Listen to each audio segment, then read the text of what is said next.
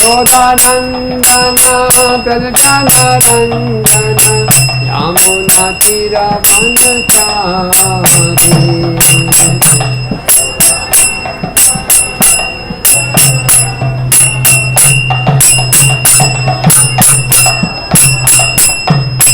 जय Radha Madhav Kunj Bihari Krishna Vallabh Girivardhari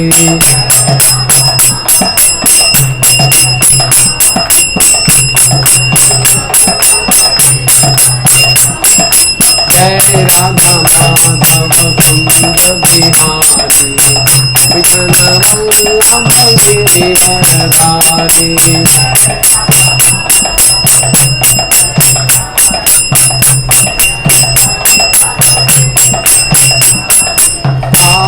Hare Krishna,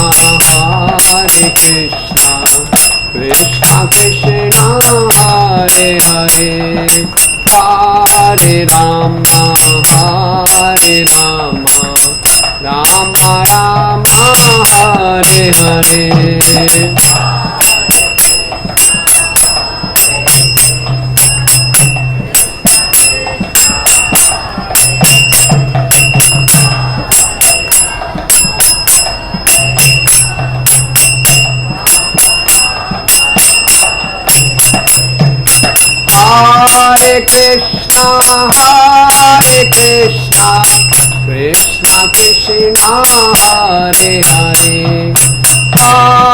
Hare Rama, Rama Rama, Hare Hare.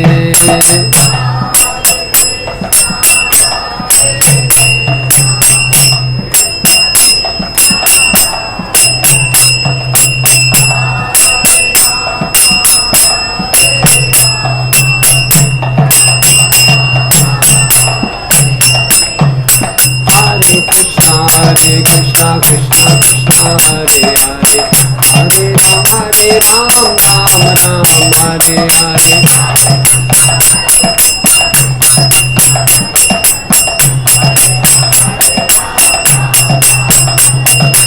Hare Krishna, Krishna Krishna, Hare Hare, Hare Rama, Rama Rama, Hare Hare. Hare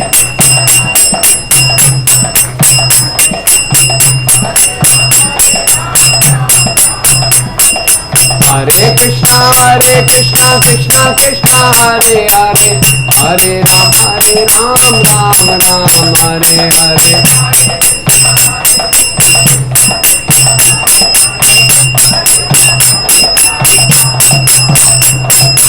Hare Krishna, Krishna Krishna, Hare Hare, Hare Rama, Rama Rama, Hare Hare.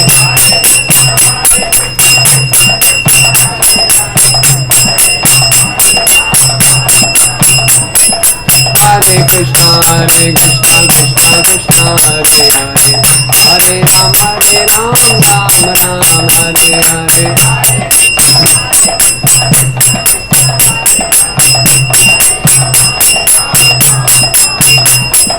Krishna Balaram, Krishna Balaram, Krishna Balaram, Jayo Krishna Balaram.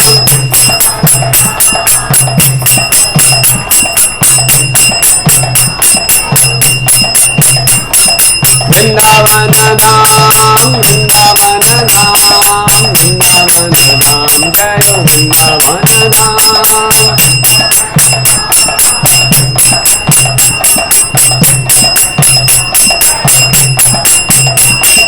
Dawoodi के भैया कृष्ण कन्हैया, दाऊदी के भैया Krishna Kanhaiya.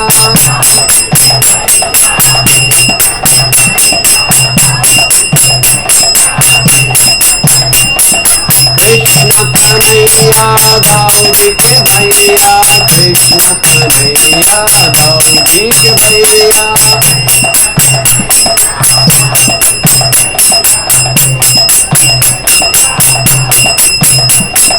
Hare Krishna, Krishna Krishna, Hare Hare, Hare Ram, Ram Ram, Hare Hare.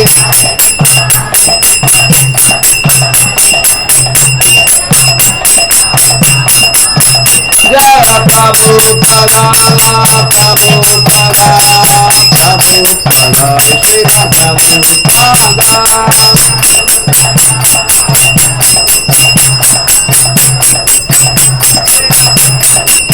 Hari Bol, Hari Bol, Hari Bol, Hari Bol,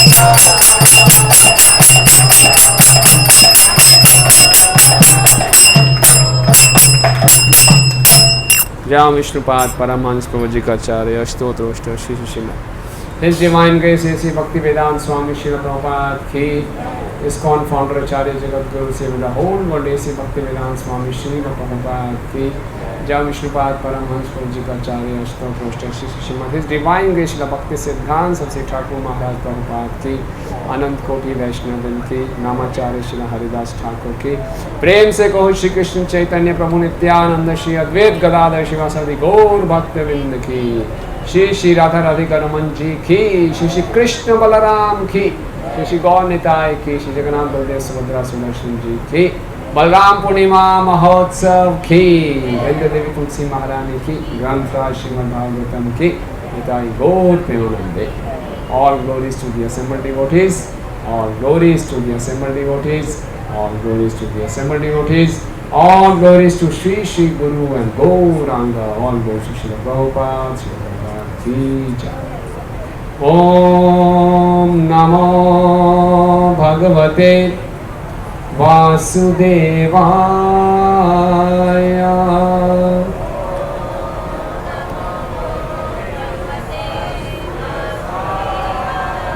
Om Namo Bhagavate Vasudevaya.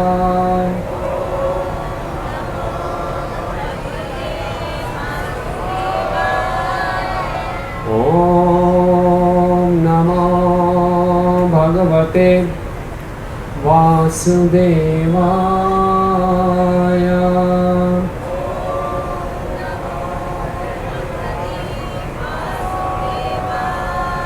Narayanam namaskrityam naram chaiva narottamam devim saraswatim vyasam tato jayam udhirayet nashtaprayeshu bhadreshu nityam bhagavati sevaya bhagavati uttam shloke bhaktir bhavati naishtiki krishnaya vasudevaya devaki nandanaya cha nandagopakumaraya govindaya namo namaha. Om Ajnanatimirandhasya Jnananjana-shalakaya Chakshurunmilitam Yena Tasmai Shri Guruve Namaha. Shri Chaitanya Manobhishtam Stapitam Yena Bhutale Swayam Rupa Kadamayam Dadati Swapadantikam Vandeham Shri Guru Shri Yuta Padakamalam Shri Gurun Vaishnavanscha Shri Rupam Sagrajatam Sahagana Raghunathanvitam Tam Sajivam Sadvaitam Savadhutam Parijana Sahitam Krishna Chaitanya Devam Shri Radha Krishna Padan Sahagana Lalita Shri Vishakhanvitanscha He Krishna Karuna Sindhu Dinabandhu Jagatpate Gopesha Gopika Kanta Radha Kanta Namastute Tapta Kanchana Gaurangi Radhe Vrindavaneshwari Vrishabhanu Sute Devi Pranamami Hari Priye Vancha Kalpatarubhyascha Kripa Sindhu Bhayevacha Patitanam Pavanebhyo Vaishnavebhyo Namo Namah. Jai Shri Krishna Chaitanya Prabhu Nityananda Shri Advaita Gadadhar Shivasadi Gaura Bhakta Vrinda. Hare Krishna Krishna Krishna Hare Hare Hare Rama Rama Rama Hare Hare. Namo Vishnu Padaya Krishna Prishtaya Bhutale Srimate Bhakti Vedanta Swami Niti Namine Namaste Saraswate Deve Gauravani Pracharine Nirvishesha Shunyavadi Paschatya Deshatarine.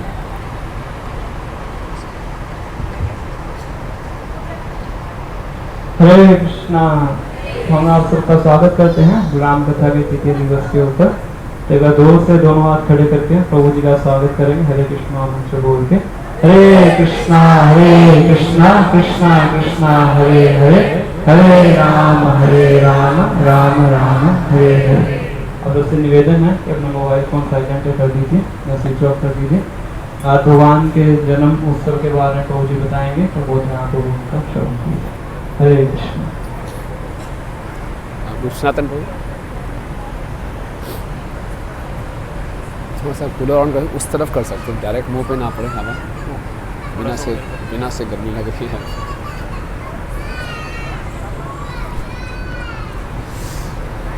हरे कृष्णा।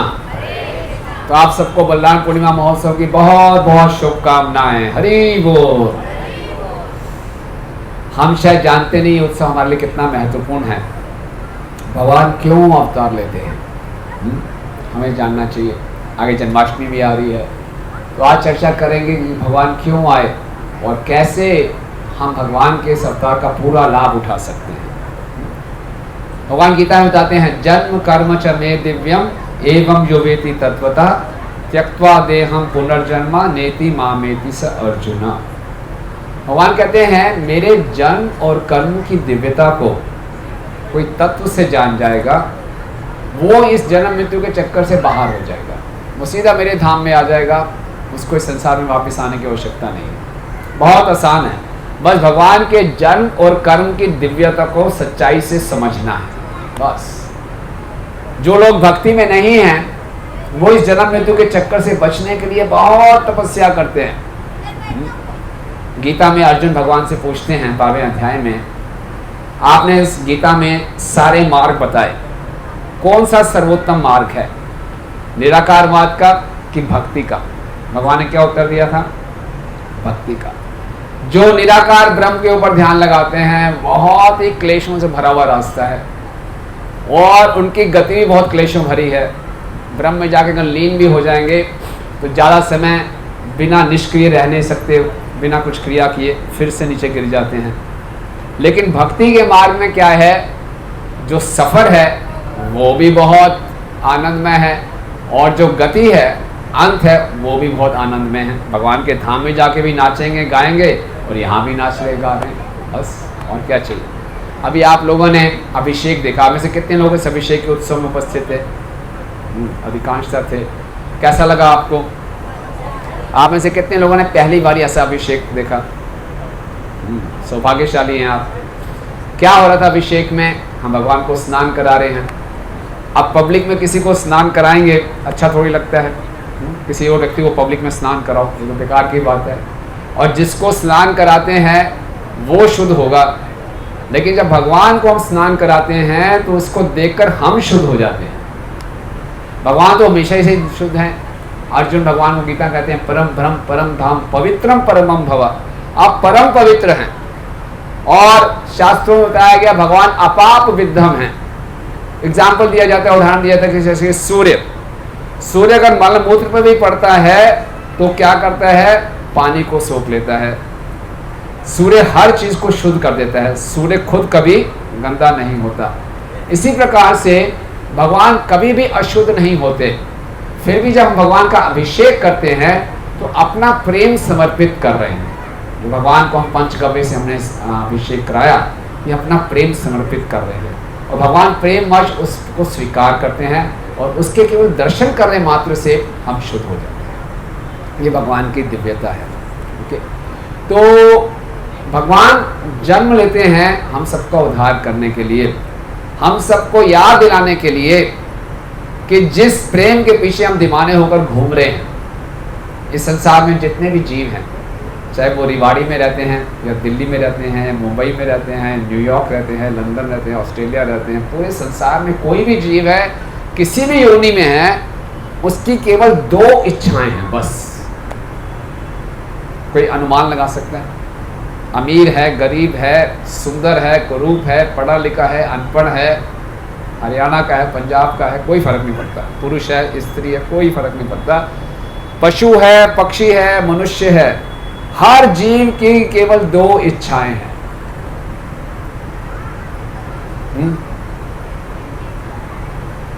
सोचिए, अगर हमें मालूम चल गया आज ये राज, तो हमारा जीवन बदल सकता है, क्योंकि मुझे मालूम चल जाएगा मैं चाहता क्या हूं, और मुझे ये भी मालूम चल जाएगा दूसरा क्या चाहता है, तो जीवन बड़ा आसान हो जाएगा। संसार में बहुत से लोग इस बात में भ्रमित रहते हैं कि मुझे क्या चाहिए, और आपस में संबंध नहीं बन पाते क्योंकि पता नहीं वो क्या चाहता है मुझसे। मैं तो बहुत कुछ कर रहा हूँ, वो समझता ही नहीं मुझे अक्सर, तभी तो संबंध खराब होते हैं। तो बताइए ऐसी कौन सी दो इच्छाएं हैं सभी जीवों की?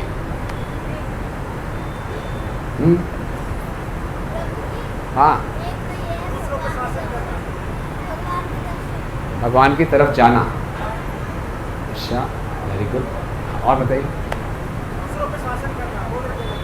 दूसरों पे शासन करना, ये हम चाहते हैं, एक्चुअली कि हर कोई जीव ऐसा चाहता है, हर नहीं जीव चाहता है। जिसको ज्ञान प्राप्त हो जाता है वैसा नहीं चाहता। और यस मत है, हाँ, खुश रहना तो अंतिम हो गया कि ये खुश रहना चाहिए। कैसे खुश रहेंगे? इच्छाएं पूरी होंगी, है ना। अब कोई खुश होगा जी मुझे बड़ी गाड़ी मिल जाए तो मैं खुश होऊंगा, कोई खुश होगा जी मैं इलेक्शन में जीत जाऊँ तो खुश होऊंगा, या मुझे पावर मिल जाए तो खुश होऊंगा। तो हर खुश रहने के अलग अलग तरीके नहीं, हम कह रहे हैं कि हर एक के खाली दो ही तरीके हैं उनको खुश करने के, बस। यस माता जी। इंद्र तृप्ति, ठीक बात है, हर कोई इंद्र तृप्ति चाहता है। नहीं, कई लोग बड़े वैरागी होते हैं, सन्यासी होते हैं, जंगल में चले तो बड़े इंद्र तृप्ति भी नहीं चाहिए, होता है कहीं। हाँ, हमेशा हमारे पास कोई माने हमें, कोई हमें। वेरी गुड, कुछ नज़दीक आ रहे हैं और बहुत सोचिए। चाहिए चाहिए, क्या चाहिए वही तो पूछना है। हाँ, प्रशंसा, थोड़ा और आगे बढ़िए। लेकिन इससे हमें आनंद नहीं मिलेगा। अगर पूजा मान प्रतिष्ठा मिल भी जाती है तो हमें खुशी नहीं मिलती, कुछ समय के लिए मिलती है, उसके बाद फिर क्लेश शुरू हो जाता है, फिर द्वेष शुरू होता है, उसको ज़्यादा क्यों मिल रही है। वही तो बोलो, वो दो इच्छाएं क्या हैं? दो इच्छाएं क्या हैं? हैं? ध्यान से सुनिए, बहुत इंपॉर्टेंट है। ये दो इच्छाएं हैं, प्रेम करना और प्रेम पाना, बस। हर कोई हम अपने जीवन में एक ऐसा व्यक्ति ढूंढ रहे हैं, ऐसा जीव ढूंढ रहे हैं जिसको हम पूरे हृदय से प्रेम कर सकें और वो हमें हृदय से प्रेम करें। अगर हमारी ये दो इच्छाएं पूरी हो जाती हैं तो हम आनंद में हैं। और ये दो इच्छाएं पूरी नहीं होती, चाहे संसार का तथाकथित सारा सुख क्यों ना हमारे पास आ जाए, हम सुखी नहीं रह सकते। सोच लीजिए, आप अपने जीवन में देख लीजिए, प्रेम से बहुत कुछ हो जाता है। प्रेम नहीं है, आपके पास बड़ी गाड़ियां हैं, बंगले हैं, पूजा मान प्रतिष्ठा है, बहुत ऊंचे व्यक्ति हैं, अंदर से खोखला है दिल, परेशान है। बड़े बड़े फिल्म स्टार सुसाइड कर लेते हैं, क्यों? इतनी फैन फॉलोइंग है, क्यों परेशान है? प्रेम। तो ऐसा एक व्यक्ति चाहिए जो निस्वार्थ भाव से हमें प्रेम कर सके और हम उसको प्रेम कर सके। अब समस्या क्या है? हमारे जीव हैं, छोटे से हैं, बाल के अग्रभाग के 10,000वां हिस्सा हमारा साइज है आत्मा का, लेकिन इस छोटे से जीव की प्रेम पाने की इच्छा बहुत बड़ी है। हमारी प्रेम पाने की क्षमता इतनी ज्यादा है, इस संसार का कोई जीव हमें संतुष्ट नहीं कर सकता, कोई जीव नहीं कर सकता। हम जितना मर्जी प्रयास कर लें, आप देखेंगे हर संबंध में व्यक्ति एक दूसरे से कुंठित ही है। आनंद नहीं आया, मैंने अपना सब कुछ दिया, मुझे रिटर्न में नहीं मिला, हर व्यक्ति यही सोचता है। लेकिन हर व्यक्ति इतना उत्तम दे रहा है, फिर भी संतुष्ट नहीं है, क्योंकि हम एक दूसरे की इच्छाओं को पूर्ण रूप से संतुष्ट कर ही नहीं सकते। हमारी क्षमता, हमारी भूख बहुत ज़्यादा है। तो हमारी इस प्रेम की भूख केवल एक ही व्यक्ति मिटा सकते हैं, वो कौन है? कृष्ण। इसलिए भगवान अवतार लेते हैं, इसलिए भगवान प्रकट होकर गीता में कहते हैं, सर्वधर्मान परित्यज्य मामेकम शरणम व्रज अहम त्वाम सर्व पापेभ्यो मोक्षयिष्यामि मा शुचा। धर्म का मतलब क्या होता है? भगवान कह रहे सब धर्म छोड़ दो। क्या मतलब है? आपने श्लोक सुना हुआ है, पहले आपने ये भी श्लोक सुना हुआ है कि भगवान यहाँ धर्म की स्थापना करने आते हैं। तो धर्म है क्या? हिंदू धर्म है, मुस्लिम धर्म है, ईसाई धर्म है, जैन धर्म है, सिख धर्म है। धर्म है क्या है?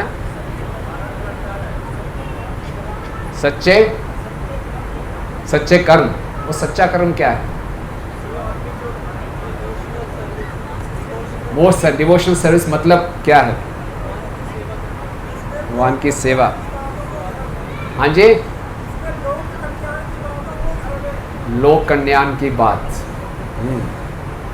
देखिए, गीता का इतना गहरा ज्ञान है। हम सौभाग्यशाली, हम भारत में हमारा जन्म हुआ, लेकिन बुरा ना माने, अधिकांशतः लोग गीता के ज्ञान से अवगत नहीं हैं। गीता का सार क्या है? एक शब्द में, प्रेम। वही हमें चाहिए। और सर्वधर्मं, धर्म का मतलब है भगवान से प्रेम करना। तो भगवान कह रहे हैं सर्वधर्मान परित्यज्य, इधर उधर प्रेम करना छोड़ दो, नहीं मिलेगा। कितने जन्म बिता दिए, नहीं मिलने वाला। और जन्म वेस्ट करने हैं, कर लो। मैं इसीलिए आया हूं बताने, भाई सर्वधर्मान परित्यज्य, इधर उधर प्रेम करने की कोशिश मत करो। हमें लोगों अपने मनुष्यों से प्रेम नहीं मिलता, लोग कुत्ता बिल्ली पाल लेते हैं, बोले इससे प्रेम मिल जाएगा। विदेशी गण तो और भी बहुत आगे हैं। आजकल विदेशों में एक नया ट्रेंड शुरू हुआ है, उसको बोलते हैं ऑब्जेक्टोफिलिया। उसमें एक औरत है, उसने एफिल टावर से शादी कर ली। एफिल टावर का नाम सुना है? जैसे दिल्ली का कुतुब मीनार है, उससे शादी कर ली। क्यों? बोले संसार में इतने धोखे मिले हैं, ये एफिल टावर धोखा नहीं देगा, ये खड़ा रहेगा यहीं पे।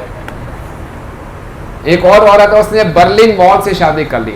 वेस्ट जर्मनी और ईस्ट जर्मनी के बीच में बर्लिन वॉल है, इससे शादी कर ली। ये कहते ये लोग धोखे नहीं देंगे, इनमें कोई इमोशंस ही नहीं है, धोखा कहाँ देंगे। लेकिन बाकी सारे लोग धोखा दे देते हैं। तो व्यक्ति इतना परेशान हो गया है प्रेम ढूंढते ढूंढते, तो भगवान कहते हैं सर्वधर्मान परित्यज्य, इधर उधर प्रेम मत ढूंढो, मेरी शरण में आ जाओ। आप बोलोगे तो आप हमारा घर बार छुड़वा देंगे आप?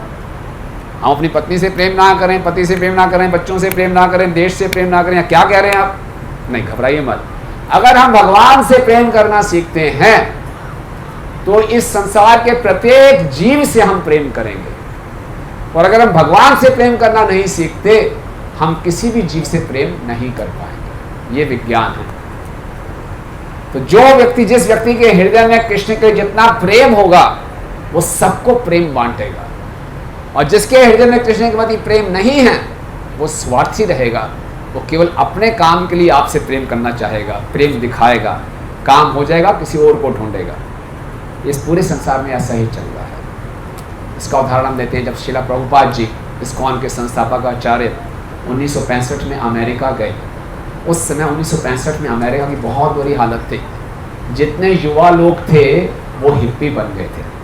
अमेरिका और वियतनाम का युद्ध चल रहा था, और जितने अमेरिकी सरकार क्या कर रही थी, अमेरिकी युवाओं को सेना में जबरदस्ती भर्ती कर रही थी। अमेरिकी युवा सरकार के विरुद्ध विरोध कर दिया, बोले हम हिप्पी बन जाएंगे, बड़े बड़े बाल दाढ़ी उगाली, नंगे घूमने लगे, चरस गांजा पीने लगे। सरकार की सुनते ही नहीं थे। बहुत बड़ी समस्या। किसी भी देश की जो असली शक्ति है वो युवा शक्ति है, और युवा पूरा का पूरा बर्बाद हो गया तो पूरा देश बर्बाद हो गया। कुछ काम नहीं कर रहे। 70 साल के बूढ़े व्यक्ति भारत से वहाँ पहुँचते हैं, कुछ नहीं है उनके पास, ना पैसा है, ना कोई शिष्य है, कोई नहीं, कोई पोजीशन नहीं, कोई पावर नहीं, कुछ नहीं। अनजान व्यक्ति, प्रदेश में वृद्ध व्यक्ति पहुँच गए वहाँ पे। एक गंदा सा कमरा ले लिया स्लम में, जहाँ सारे हिप्पीज रहते थे, और क्या किया, उनके साथ मिल के उनके साथ रहे, और धीरे धीरे उनके हृदय को बदल दिया। ये जो हिप्पी लोग थे, इनके 2 गोल्डन रूल थे, 2 नियम थे। पहला नियम ये था, किसी से कोई आदेश प्राप्त मत करो, कोई हमें इंस्ट्रक्शन नहीं दे सकता।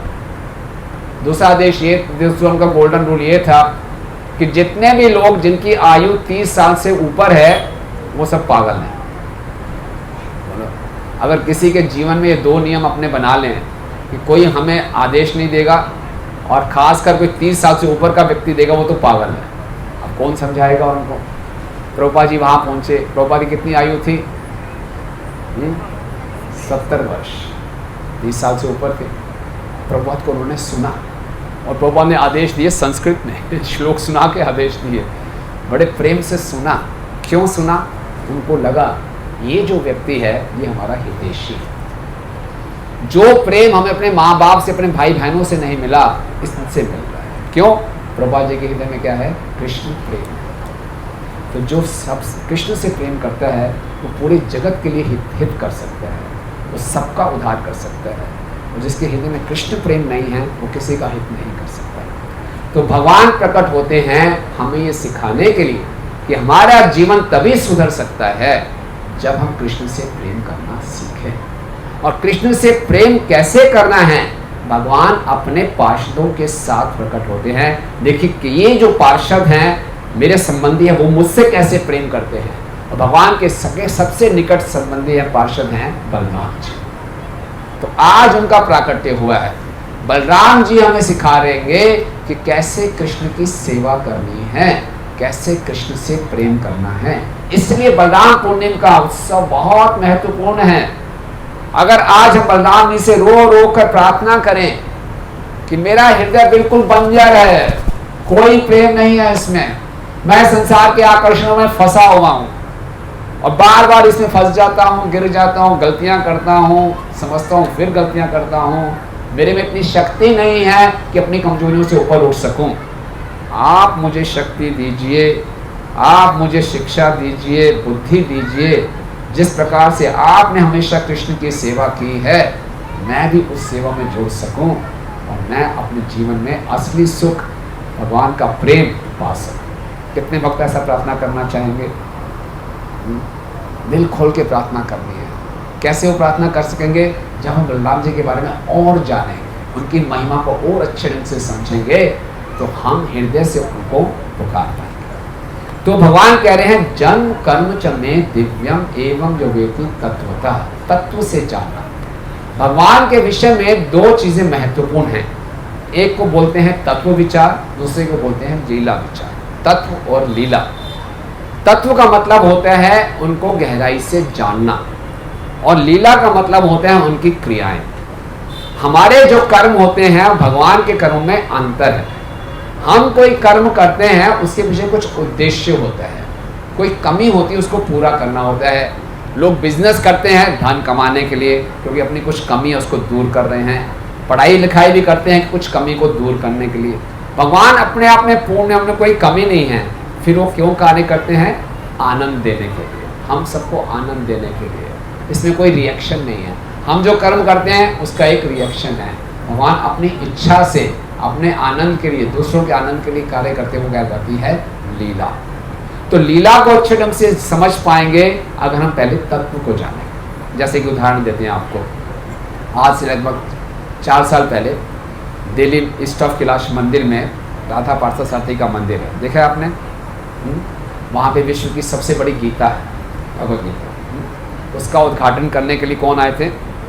नरेंद्र मोदी जी आए थे, प्राइम मिनिस्टर नरेंद्र मोदी, फरवरी 2019 में शायद। और वो कैसे आए थे मालूम है? हमारे मंदिर में अपनी गाड़ी में नहीं आए थे, मेट्रो में आए थे।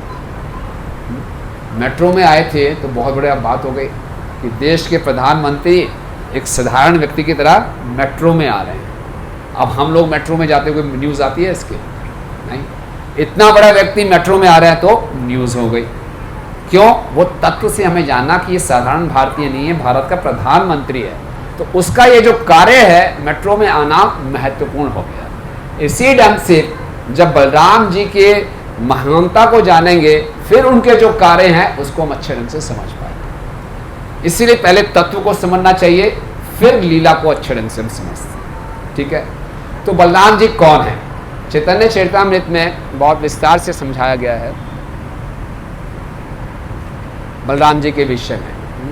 कहते हैं सब अवतारी कृष्ण स्वयं भगवान, ताहर द्वितीय देहे श्री बलराम। सर्व अवतारी कृष्ण स्वयं भगवान। कृष्ण सभी अवतारों के स्त्रोत्र हैं। जितने भी अवतार हैं, राम, नरसिंह, कश्यप, मत्स्य, सब कृष्ण से प्रकट हुए हैं। कृष्ण अवतार नहीं है, कृष्ण अवतारी हैं। और इनके जो द्वितीय देह हैं वो बलराम जी हैं। भगवान अकेले हैं और भगवान अपना विस्तार करते हैं। दाहिनी तरफ से भगवान के निकलते हैं बलराम जी और बाहिनी तरफ से निकलती हैं श्रीमती राधा रानी। अब बलराम कृष्ण अपने आप में आनंद में हैं, उनको किसी की आवश्यकता नहीं है, लेकिन फिर ये विस्तार क्यों करते हैं, है ना। इस संसार में हम पुरुष और स्त्री मिलते हैं, संतान की उत्पत्ति करते हैं। क्यों संतान की उत्पत्ति करते हैं? अपने आनंद के लिए, सुख बढ़ाने के लिए। और कृष्ण तो अपने आप में आनंद में पहले से ही हैं, तो कृष्ण ने विस्तार क्यों किया अपना?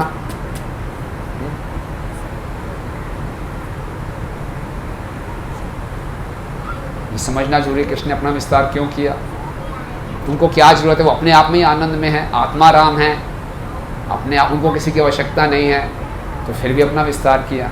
क्यों विस्तार किया? जब कृष्ण ने अपना विस्तार किया, इससे वो रस का आस्वादन कर पाएंगे। अकेला व्यक्ति रस का आस्वादन नहीं कर पाता। कोई व्यक्ति ब्रह्म में लीन होता है तो ब्रह्म का भी एक आनंद है, लेकिन ब्रह्म में वो अकेला है, इसलिए रस नहीं है। लेकिन जब कृष्ण अपना विस्तार करते हैं तो रस का आस्वादन करते हैं। और कृष्ण अपना विस्तार असंख्य जीवात्माओं में भी करते हैं। हम सब कृष्ण के विस्तार हैं, हम कृष्ण नहीं हैं, कृष्ण के विस्तार हैं। हमें विभिन्न अंश बोला जाता है, और भगवान के जो दूसरे अंश हैं, जैसे बलराम जी हैं, वो स्वांश हैं, उनकी तरह ही हैं। हम विभिन्न अंश हैं, उनसे थोड़े अलग हैं। तो हमारा भी, हम भी कृष्ण के विस्तार क्यों हैं? हमारा अस्तित्व भी कृष्ण को आनंद देने के लिए है। ओके, तो बलराम जी उनके पहले विस्तार हैं। उसके बाद बताया जा रहा है कि एक ही स्वरूप दोहा भिन्न मात्र काय, आधे काय व्यू कृष्ण लीला रस सहाय। बिल्कुल एक जैसे हैं दोनों, बस थोड़ा सा रंग में अंतर है, थोड़ा सा रंग में अंतर है। और बलराम जी क्यों आए बाहर, कृष्ण से विस्तृत क्यों हुए? उनकी लीला में उनका सहयोग देने के लिए। हम देखेंगे कृष्ण ने जहाँ जहाँ लीलाएं की, बलराम जी उनके साथ रहे। जब कृष्ण बलराम प्रकट होते हैं तो बाल लीलाएं करते हैं साधारण बच्चों की तरह। जब वो ज़मीन पे चलना शुरू करते हैं पाँव और घुटनों के ऊपर, तो बहुत सुंदर दृश्य लगता है। जैसे छोटे बच्चे को भी हम देखते हैं ज़मीन पे चलता है रेंग के, बड़ा सुंदर लगते हैं। और कृष्ण बलराम को जो गांव की दूसरी स्त्रियाँ होती थी, उनके पैर के नूपुर की आवाज़ आती थी, तो सोचते थे यशोदा और रोहिणी हैं, उनके पीछे जाते थे ऐसे चल के। फिर बोलते देखो देखो देखो ये कौन आ रहे हैं, हमारे पीछे आ रहे हैं, तो पहचान जाते थे हमारी माताएं नहीं हैं, फिर पीछे आ जाते थे। और कृष्ण बलराम को क्या लगता था, जब गाय के बछड़े होते थे, है ना, अब पूरी की पूरी मिट्टी जो है गाय के गोबर से और मूत्र से एकदम गीली पड़ी है। और क्या करते थे कृष्ण बलराम, छोटे बालक हैं, बछड़े की पूंछ को पकड़ लेते थे। अब बछड़े की पूंछ को पकड़ा, बछड़ा घबरा जाता था, बछड़ा जोर से दौड़ना शुरू करता था, कृष्ण बलराम उनकी पूंछ को और जोर से भाग लेते थे। बछड़ा तेजी से भागता था और कृष्ण और बलराम को घसीटते हुए पूरे व्रज में घसीट रहे हैं भगवान, रज में पूरा लौट रहे हैं। कितना सुंदर दृश्य होगा। सारी सारी गोपियाँ सब ब्रजवासी होकर बहुत आनंद लेते थे। तो भगवान को, क्योंकि ब्रज की रज में क्या है, उनके भक्तों की चरणों की रज है, भगवान उसमें लौटना चाहते हैं। फिर क्या होता था कि गाय हैं, बैल हैं, उनके बड़े बड़े सिंग हैं, सिंग बड़े नोकीले होते थे, चमकते हुए। कृष्ण बलराम उनसे आकर्षित हो जाते थे और उन सिंग को पकड़ के उस पर रखना चाहते थे। तो यशोदा कहती थी अरे बैल मार देगा, सिंग, अब छोटे छोटे बालक उसने सिंग मार दिया, तुम्हें चोट लग जाएगी, उनको जाके बचाते थे। फिर वो देखते थे कि यशोदा मैया अंगीठी जला के रोटी बना रही है, तो अंगीठी में कोयले हैं, आग जल रही है, चमक रहे हैं, बड़े आकर्षित होते थे, जाके उसको पकड़ने का प्रयास करते थे, बड़े शरारती थे, उनको जाके बचाती थी। इतने में क्या होता था कि रोटी जल जाती थी। सब लोग बोलते थे क्या रोटी बनाई है, रोटी जल गई है। बोले क्या करें, बच्चे इतने तंग करते हैं। उसके बाद नंद महाराज की तलवार होती थी, उसके बाद सूर्य की रोशनी पड़ती थी, तलवार चमकती थी, जो चीज़ चमक रही है नोकीली है उसको बड़ी आकर्षित करती है, जाके तलवार को पकड़ने का प्रयास करते थे, यार हाथ कट जाएगा, उसको माता पीछे खींचती है। फिर कांटे दिखाई देते थे, कांटों को पकड़ लेते थे, चाकू दिखाई देता, चाकू को पकड़ लेते थे। और उसके बाद बंदर अगर दिखाई देता था, बंदर के दांत बड़े नुकीले, उसके मुंह में हाथ डाल देते थे। कृष्ण बलराम बचपन से ऐसी शरारतें करते थे। हम छोटे बच्चों को शरारतें करते देखते हैं, लेकिन भगवान तो ऐसे उदंड थे कि यशोदा मैया का बुरा हाल हो जाता था, पूरा दिन संभालते संभालते।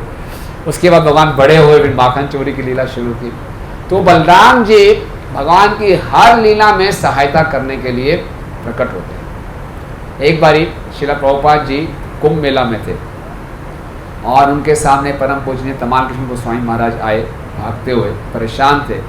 बोले प्रभुपाद, भक्तों के बीच में आपस में बहस हो रही है कृष्ण और बलराम को लेकर, इनके तत्व को समझने का प्रयास कर रहे हैं। क्या बहस हो रही, क्या मतभेद हो गया? बोले एक आपके शिष्य हैं परम पूजनीय मधुदीश्वर स्वामी, वो कहते हैं कृष्ण और बलराम में क्या अंतर है?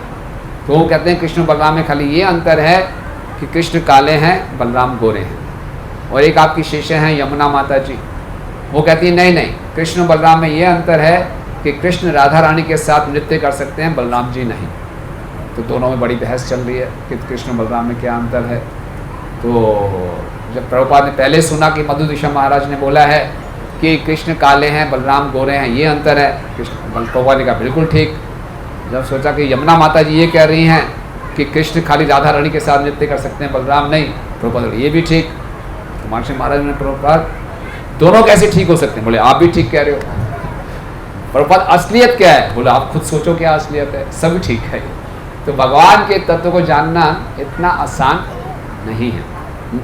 तो जो बलराम जी हैं वो फिर अपना विस्तार आगे 3 विष्णुओं में करते हैं। कौन कौन से 3 विष्णु होते हैं, कौन बताएगा?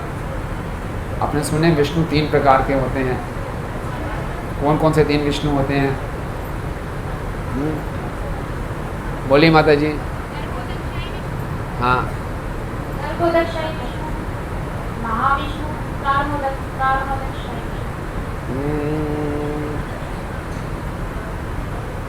पूरा ठीक नहीं है। हाँ हाँ, ये ठीक है, आप अच्छा था। क्षीरोदक्षाई विष्णु को भूल गए आप। तो महाविष्णु कारणोदक्षाई विष्णु एक ही है। तो पहला विस्तार होता है कारणोदक्षाई विष्णु, फिर उनसे निकलते हैं गर्भोदक्षाई विष्णु, फिर उनसे निकलते हैं क्षीरोदक्षाई विष्णु। तो बलराम जी से इन 3 का विस्तार होता है। उससे पहले एक और विस्तार, उसको बोलते हैं मूल संकर्षण। आप में से कुछ लोगों को ये बातें समझ में नहीं आ रही होंगी, कई लोग पहली बार ये बातें सुन रहे होंगे, लेकिन फिर भी सुन लीजिए, क्योंकि हमें मालूम होना चाहिए। और विस्तार से जानना है तो आप ग्रंथों को पढ़ें, ये जानना बहुत जरूरी है। कृष्ण कौन है, कहाँ से विष्णु आए, कहाँ से सृष्टि हुई, ये सब भागवतम में समझाया गया है। तो कृष्ण से बलराम निकलते हैं, बलराम जी से एक मूल संकर्षण, फिर मूल संकर्षण से ये 3 विष्णु निकलते हैं। तो बलराम जी अपना विस्तार 5 उसमें करते हैं, मूल संकर्षण, 3 विष्णु और शेष। याद कीजिए किस 5 में करते हैं? मूल संकर्षण, 3 विष्णु कौन कौन से? कारणोदक्षाई विष्णु, गर्भोदक्षाई विष्णु, क्षीरोदक्षाई विष्णु। कारणोदक्षाई विष्णु कौन है? कारणोदक्षाई विष्णु जब श्वास लेते हैं तो अनंत कोटि ब्रह्मांड निकल जाते हैं, वो कारण सागर में है। इस ब्रह्मांड जब समाप्त होता है, भौतिक ब्रह्मांड, उसके ऊपर कारण सागर है, जहाँ से गंगा मैया आई है। जब वामन देव जी पूरे ब्रह्मांड का चक्कर काट रहे थे तो उनकी पाँव के अंगूठे के नख से इस ब्रह्मांड की दीवार में, कवरिंग में छेद हुआ, और जो इस ब्रह्मांड के बाहर कारण सागर है वहाँ से जल आया, वो गंगा का पानी है, वो दिव्य है, ठीक है ना। और उस कारण सागर के ऊपर महाविष्णु लेटे हुए हैं, और जब वो सांस लेते हैं अनंत कोटि ब्रह्मांड निकलते हैं, ओके। और फिर हर एक ब्रह्मांड में कारणोदक्षाई विष्णु खुद प्रवेश करते हैं, वो कहलाते हैं गर्भोदक्षाई विष्णु। और गर्भोदक्षाई विष्णु की नाभि से एक कमल की नाल निकलती है, उसके ऊपर ब्रह्मा जी की उत्पत्ति होती है। फिर ब्रह्मा जी सृष्टि की रचना करते हैं, और हर एक सृष्टि के कण कण में, एक एक अणु में, हर एक जीवात्मा के हृदय में यही विष्णु प्रवेश करते हैं क्षीरोदक्षाई विष्णु के रूप में, जिसको हम सब परमात्मा कहते हैं। तो ये 3 विष्णु संक्षेप में बताया आपको, ठीक है। तो पहला विस्तार होता है मूल संकर्षण, ओके। देखिए थोड़ा सा ज्ञान ले लीजिए, घबराइए मत, आगे लीलाएं भी सुनाएंगे, लेकिन आपको मालूम चलेगा बलराम जी की स्थिति क्या है। कृष्ण से विस्तार हुए बलराम जी अपना विस्तार करते हैं 5 रूपों में, मूल संकर्षण, 3 विष्णु, 5वें कौन है? शेष। अब ये जो 4 हैं, मूल संकर्षण और 3 विष्णु, ये चारों तो भौतिक सृष्टि की रचना में सहायता करते हैं भगवान की। यही जिम्मेवारी है इनकी। जिम्मेवारी है भौतिक सृष्टि की रचना करना। कृष्ण कुछ हाथ नहीं लगाते भौतिक सृष्टि को। कृष्ण अपना बंसी बजाते हैं, गोपियों के साथ नाचते हैं, ग्वाल बालों के साथ खेलते कूदते हैं, बस उनका यही काम है। बाकी सृष्टि को संभालना, सृष्टि करना, ये बलराम जी को बोला। बलराम जी ने आगे मूल संकर्षण को, मूल संकर्षण ने तीनों विष्णुओं को बोल लग गए। डेलीगेशन खुद आराम से बलराम जी लीला में सहायता कर रहे हैं। और जो शेष हैं वो क्या करते हैं, वो कृष्ण की व्यक्तिगत सेवा करते हैं। कैसे व्यक्तिगत सेवा करते हैं?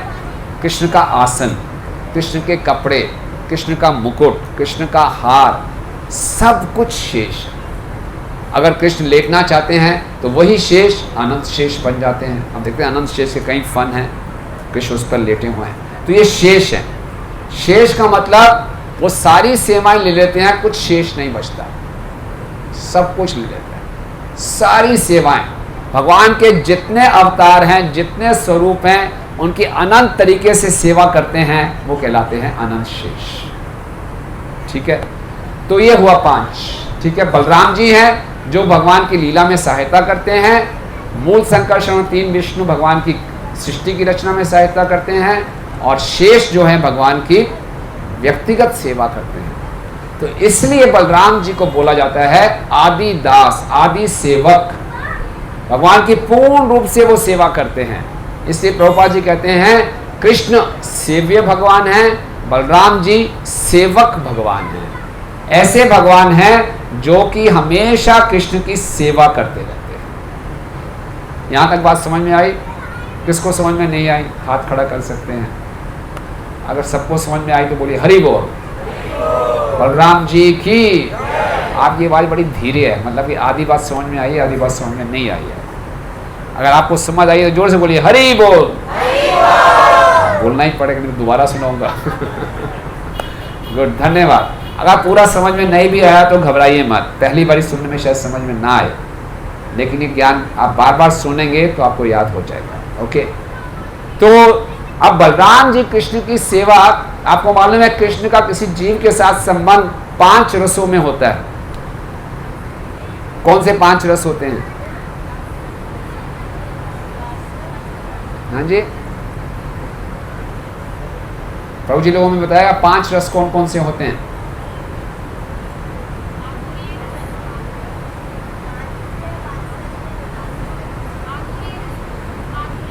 हाँ,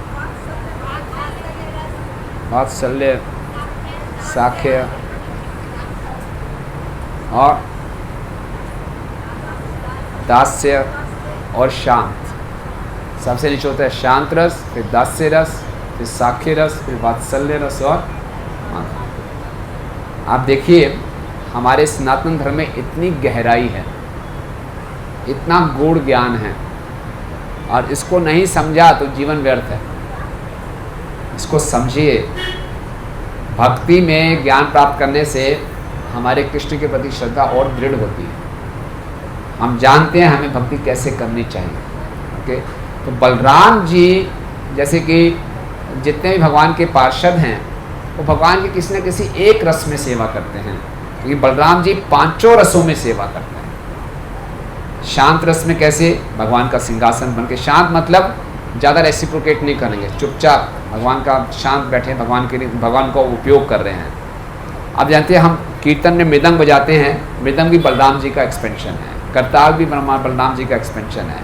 जहाँ भगवान का गुणगान हो रहा है बलराम जी वहाँ पहुँच जाएंगे और अपने आप को मृदंग बना लेंगे। तो मृदंग को भी ये भगवान का जितना पूजा में सामग्री यूज़ होती है वो बलराम जी, तो ये शांत रस है।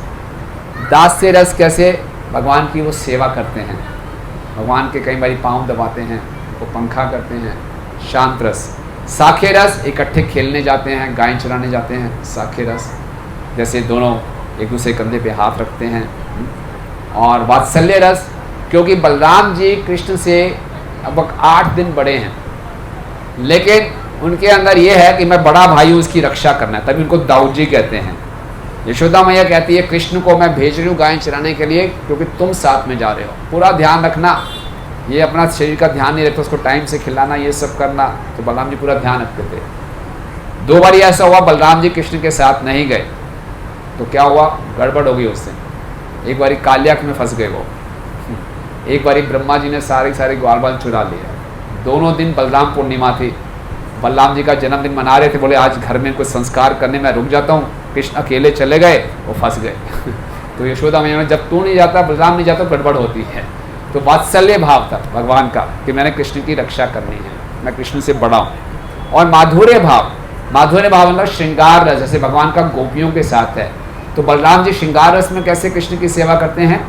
बलराम जी अनंग मंजरी बन जाते हैं। अनंग मंजरी कौन है? राधा रानी की छोटी बहन है। तो अनंग मंजरी के रूप में वो कृष्ण की सेवा करते हैं। तो बलराम जी इतनी सेवाएं करते हैं और बलराम जी के पास इतनी शक्तियां हैं, फिर भी बलराम जी अपनी सेवा से हमें दो चीजें सिखा रहे हैं।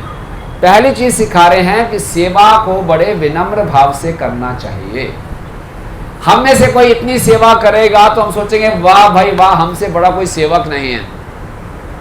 देखो कितनी हम सेवाएं करते हैं, हम ही भगवान के सब कुछ हैं। जो भी भगवान ने डाला हुआ, चप्पल डाली है, जूते डाले हैं, कपड़े डाले हैं, सब मैं हूँ। भगवान बलराम जी कौन है? आदिदास। आजकल एक कंपनी आती है ना, कौन सी है? एडिडास, वो बलराम जी का ही नाम है। तो हम कह सकते हैं कि कृष्ण बड़े ब्रांड कॉन्शियस हैं। कृष्ण के जूते आदिदास, कृष्ण के कपड़े आदिदास, कृष्ण की माला आदिदास, कृष्ण का सिंहासन आदिदास। क्या बात है, हर जगह आदिदास है।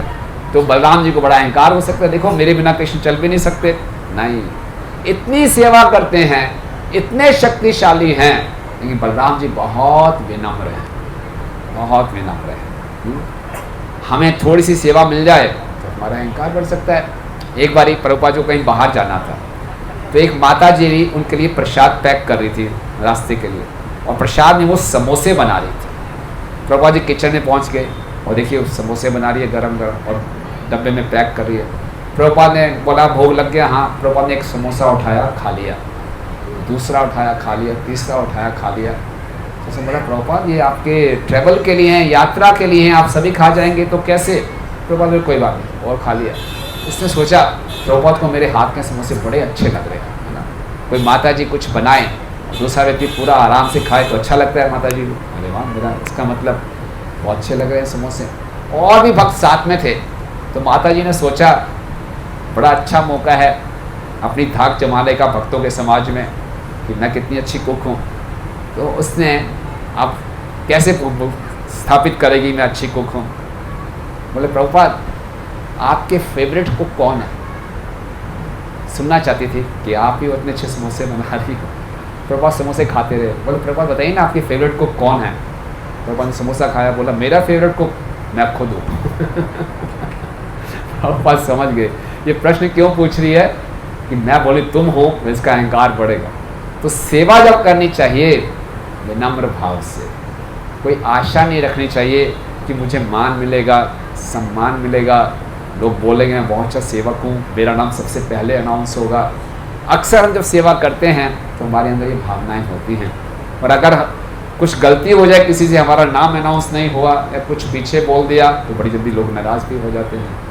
नहीं, सेवा का अर्थ है कि बस स्वामी की प्रसन्नता, हमें और कुछ नहीं चाहिए। बलराम जी ऐसा सिखा रहे हैं। दूसरा बलराम जी सिखा रहे हैं कि सेवा को बड़े ध्यान पूर्वक करना चाहिए। हर सेवा को, जो भी सेवा मिली है, छोटी से छोटी, बड़ी से बड़ी सेवा, जो हमने सेवा की जिम्मेदारी ली है, बहुत ध्यान पूर्वक। क्या हुआ? प्रभुपाद जी के जीवन से सिखाते हैं आपको। एक प्रभुपाद जी के शिष्य थे, वो क्या सेवा कर रहे थे कि जो एनवलप होते हैं उस पर स्टैंप लगाने थे। अक्सर लोग स्टैंप कैसे लगाते हैं एनवलप पे? थूक लगाते हैं, है ना। स्टैंप है, थोड़ी सी थूक लगाई, चिपका दिया। प्रभुपाद ने देखा, छी क्या कर रहे हो, थूक लगा के लगाते हो, गंदे, ऐसा नहीं करना चाहिए। मैंने कैसे करूं? जाओ थोड़ा कटोरी में पानी लाओ, पानी से ड्रो करो। तब उसने किया, ठीक है आप गुरु ने बोला कर देते हैं, तो किया ऐसे, थोड़ा सा पानी लाया, इसको डुबो करने लगा। बहुत से चिट्ठियाँ थी, भेज दिया ऐसे। प्रभुपाद बाहर चले गए, सारा कर लिया, पानी खत्म हो गया, आखिरी एनवलप बचा। देखा प्रभुपाद भी नहीं है, स्टैंप है, एक एनवलप है। फोन उठे, पानी लेकर आए, आसपास देखा कोई है ही नहीं, प्रभुपाद भी नहीं है, लगा दी थूक। जैसे थूक लगाने का दरवाजा खुला, प्रभुपाद सामने खड़े हैं, स्टैंप यूं मुंह थूक। तो बोले फिर वही गलती कर रहे हो। अरे मुझे क्या मालूम था प्रभुपाद फिर से आ जाए। बोले नहीं, प्रभुपाद ने एक आदेश दिया, कोई भी सेवा करो, ऐसी सेवा करो कि देखें, सोचें कि परमात्मा हमें देख रहे हैं। परमात्मा हमेशा हमारे हृदय में बैठे हैं, परमात्मा कण कण में है। हम कोई भी सेवा करें इतनी सावधानी से करनी चाहिए कि परमात्मा मुझे देख रहे हैं। इस भाव से हम सेवा करेंगे तो उस सेवा में एक शक्ति आ जाती है, दिव्य शक्ति आ जाएगी। तो बलराम जी अपनी सेवा की भावना से हमें ये सिखा रहे हैं। आज का दिन है क्योंकि बलराम जी जानते हैं कृष्ण को कैसे प्रसन्न करना है, कृष्ण को कैसे आनंद देना है सेवा के माध्यम से। और बलराम जी से हम प्रार्थना करें कि हमें भी ये ज्ञान दीजिए कि हम कृष्ण को, गुरु को प्रसन्न कर सकें। बलराम जी चित्त शक्ति के अधिष्ठाता है। चित्त शक्ति आप जानते हैं, सत चित्त आनंद बोलते हैं। भगवान की अंतरंगा शक्ति जिसका नाम है संवित शक्ति। बलराम जी को ज्ञान है कैसे कृष्ण को आनंद देना है। हम अज्ञानता में हैं। हम जब सेवा शुरू करते हैं, सबसे पहले मन में ये विचार आता है कि मुझे क्या प्राप्त होगा, मुझे इससे क्या लाभ होने वाला है। कहीं कोने में ये होता है नहीं। तो बलराम जी से प्रार्थना करें कि जो आपके पास एक ज्ञान का खजाना है उसका कुछ बूंदे हमारे हृदय में दे दें ताकि हम कृष्ण को प्रसन्न कर सकें। बहुत विशेष। ओके, तो इस प्रकार से ये बलराम जी के विषय में हमने आपको कुछ तत्व समझाया कि वो 5 रूप में अपना विस्तार करते हैं, 5 रसों में वो भगवान की सेवा करते हैं। अब उनके जन्म के बारे में आपको बताते हैं, आज उनका प्राकट्य कैसे हुआ, ये भी बहुत विशेष है। भागवतम के 9वें स्कंद में सुखदेव गोस्वामी जी परीक्षित महाराज को सुना रहे हैं और बताते हैं चंद्रवंशियों का वर्णन कर रहे हैं, यदुवंशों का वर्णन कर रहे हैं। तो वर्णन करते करते बलराम जी के विषय में बताते हैं कि बलराम जी रोहिणी के गर्भ में आए। फिर कुछ टाइम के बाद जाकर बताते हैं कि बलराम जी देवकी के गर्भ में आए। परीक्षित महाराज कितने दिन के लिए उन्होंने भागवतम सुनी थी? बिना खाए, बिना सोए, बिना कुछ पिए बैठे रहे, रात दिन 24 घंटे 24/7 बिना खाए पिए सोए।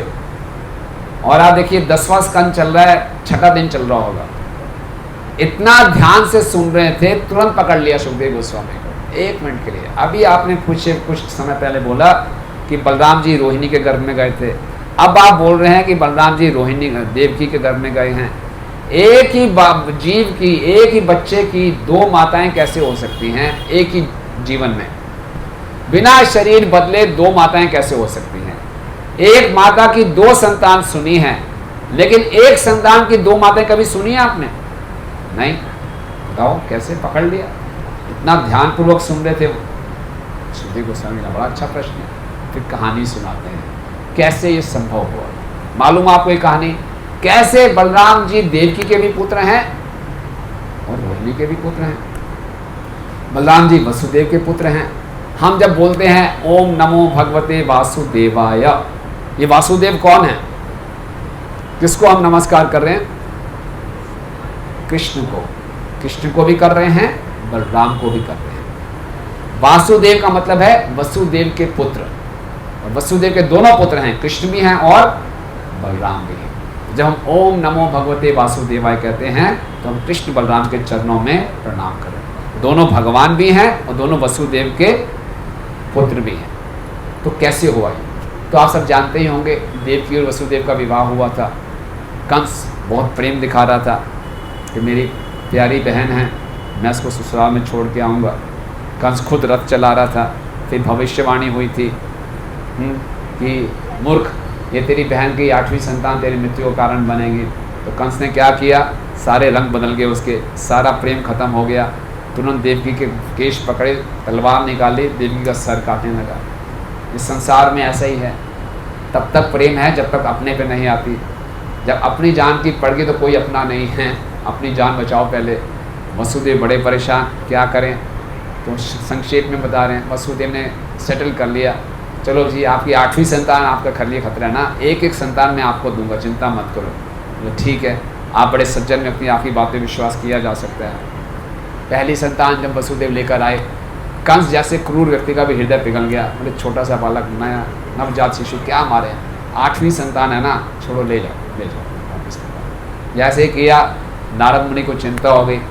कंस जैसे क्रूर व्यक्ति के हृदय में अगर दया आ गई तो भगवान आएंगे क्यों? इसका तो पाप बढ़ाना है।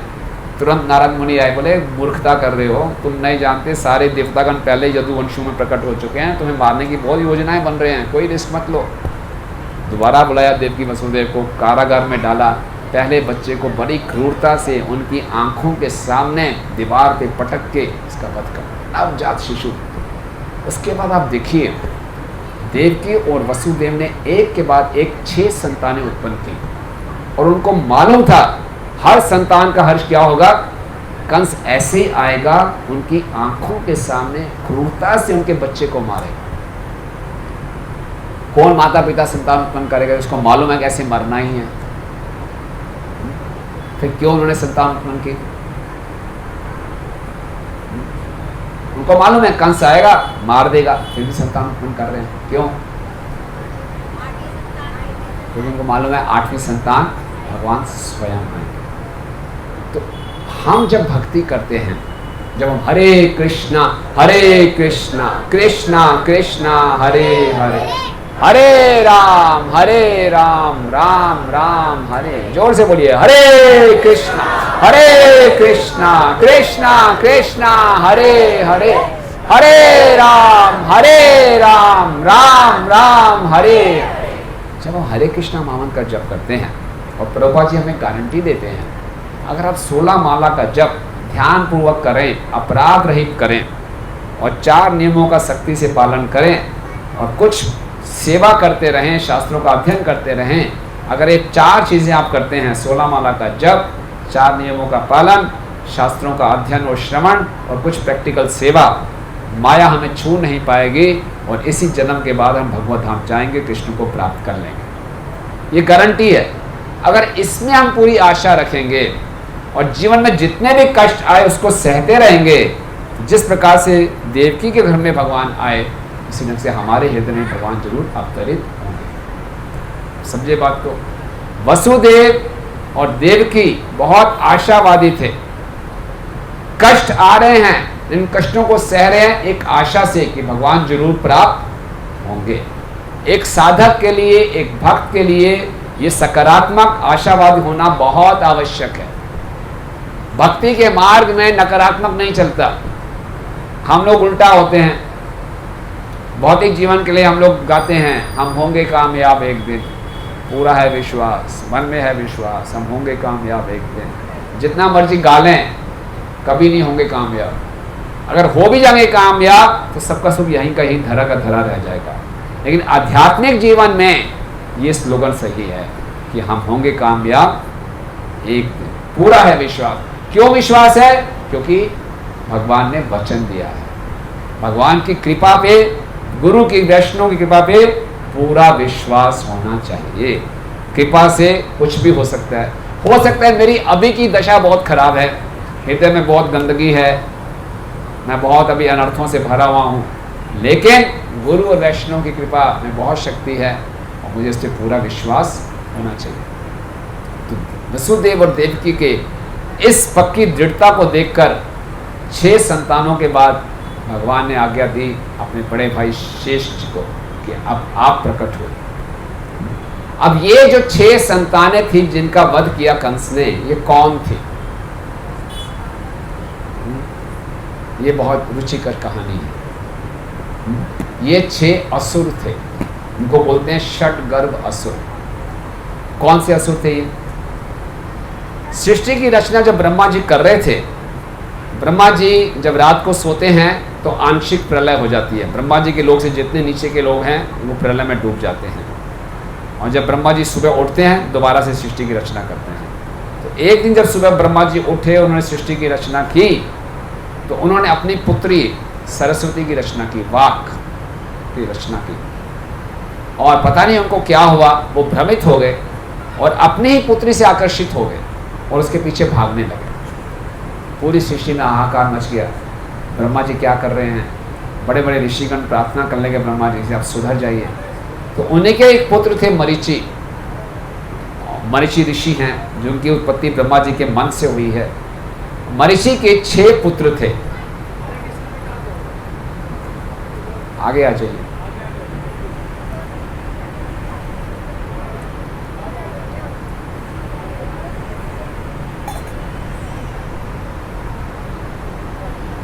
तो मरीचि के 6 पुत्र थे। इन 6 पुत्रों ने क्या किया? ब्रह्मा जी का मजाक उड़ाया।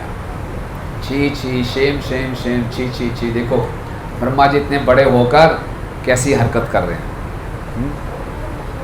बाद में ब्रह्मा जी तो भगवान के बड़े निकट के पार्षद हैं, ब्रह्मा जी को तो बुद्धि आ गई, उन्होंने अपने आप को सुधार लिया। लेकिन भगवान ने ये देखा कि इन 6 मरीचि के पुत्रों ने मेरे भक्त का उपहास किया है। इसको बोलते हैं वैष्णव अपराध। हम देखें किसी वैष्णव से कुछ गलती हो रही है, किसी से भी कुछ गलती हो सकती है, उस समय हमें उनका उपहास नहीं उड़ाना चाहिए। हमें ये सोचना चाहिए इस हालत में हम इनकी क्या मदद कर सकते हैं। लेकिन इस संसार के लोगों को दूसरे का मजाक उड़ाने का मौका चाहिए। देखो बड़ा हीरो बनता था, ये कर दिया। तो मरीचि के 6 पुत्रों की ऐसी मानसिकता थी। ब्रह्मा जी का उन्होंने उपहास किया, लेकिन ये बहुत बड़ा, भगवान ने इसको बहुत गंभीरता से लिया कि इन्होंने एक वैष्णव के प्रति अपराध किया, गलत कार्य किया। तो उनको इसका परिणाम क्या मिला कि अब वो आसुरी योनि में जाएंगे। कहाँ मरीचि के पुत्र थे, अब वो आसुरी योनि में गए और वो बने कालनेमि के पुत्र। कालनेमि कौन था? हिरण्यकश्यप का एक पुत्र था, यानी कि हिरण्यकश्यप के पौत्र बन गए। जब हिरण्यकश्यप के पौत्र बन गए ये 6 लोग, इन्होंने क्या किया? असुर लोग हैं, इनको और शक्तियाँ चाहिए, तो शक्तियाँ पाने के लिए इन्होंने ब्रह्मा जी की पूजा की। पहले ब्रह्मा जी का ही मजाक उड़ाया था, अब कुछ चाहिए तो ब्रह्मा जी की तपस्या की उनसे शक्ति पाने के लिए। जब इनके दादा कौन है इनके? हिरण्यकश्यप। हिरण्यकश्यप को मालूम चला कि मेरे पौत्र ब्रह्मा जी की पूजा कर रहे हैं, मेरी पूजा करनी चाहिए। देखो हिरण्यकश्यप को शक्ति कहाँ से मिली थी? ब्रह्मा जी से ही मिली थी। अब उसके पोते अगर ब्रह्मा जी के पास जाए, उस पर उसका ऑब्जेक्शन है, मेरे पास क्यों नहीं आए?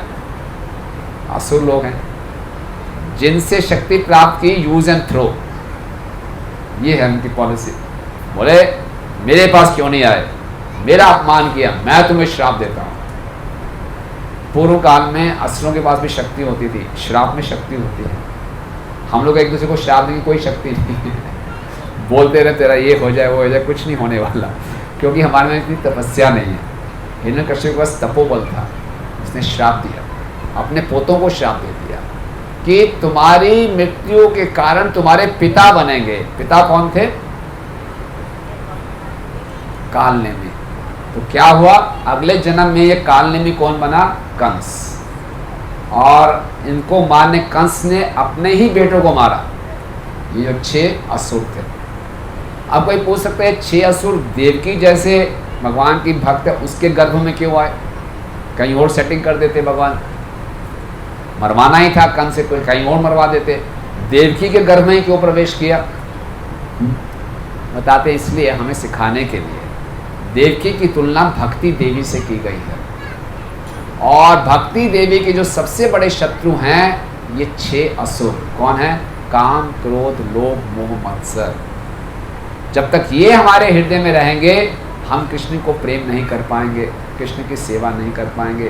तो इनको मारना बहुत जरूरी है। तो इनको किसने मारा? कंस ने। कंस कौन है?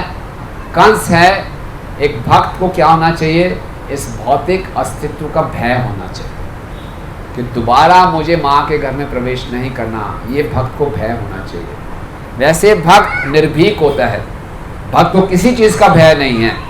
जिसने भगवान की शरण ले ली वो निर्भीक हो जाता है। लेकिन एक चीज़ का भय जरूर होना चाहिए, दोबारा से इस भौतिक जगत में नहीं आना। इस भौतिक अस्तित्व का भय होना चाहिए। भौतिक अस्तित्व क्यों चलता रहेगा? जब तक हमारे हृदय में काम, क्रोध, लोभ, मोह, मत्सर होंगे। इसको हटाना है, तो वो हटेंगे कैसे? इस भौतिक जीवन के भय से। हम लोग काम वासनाओं को इस संसार बढ़ाते हैं। आज पूरा संसार काम वासनाओं को बढ़ा रहा है। जितने प्रकार की एडवर्टाइजमेंट्स हैं, सोशल मीडिया है, हमारी काम हमें और कामुक बना रहा है। इसको आधुनिक युग की वो बताया जाता है। आप जितने ज़्यादा कामुक हैं उतने आधुनिक हैं। उतनी आधुनिक तथा सभ्यता में ये वातावरण ऐसा है कि 6 चीज़ें बढ़ रही हैं। द्वेष बढ़ रहा है, मोह बढ़ रहा है, काम बढ़ रहा है, इसको प्रगति मानी जाती है। लेकिन वास्तव में प्रगति नहीं है, दुर्गति है। हमारा भौतिक अस्तित्व बढ़ता रहेगा, लेकिन जो भक्तों को जिनको ज्ञान प्राप्त हो जाता है वो बोलते हैं नहीं, बहुत हो गया, अब इससे छुटकारा चाहिए।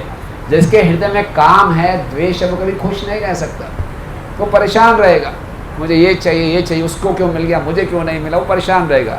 लेकिन जिसके ये शत्रु कमजोर पड़ गए, मर गए, वो आनंद में रहेगा। हरे कृष्णा कृष्णा कृष्णा हरे हरे, हरे राम राम राम हरे हरे। तो ये 6 असुरों का वध किया, 8वीं संतान के रूप में कृष्ण ने प्रकट होना है। तो पहले अपने भाई साहब को भेजा, बड़े भाई को भेजा, आप जरा देख के आइए। और बलराम जी की ये सेवा है, भाई कृष्ण प्रकट होने वाले हैं, सब कुछ सही तो है।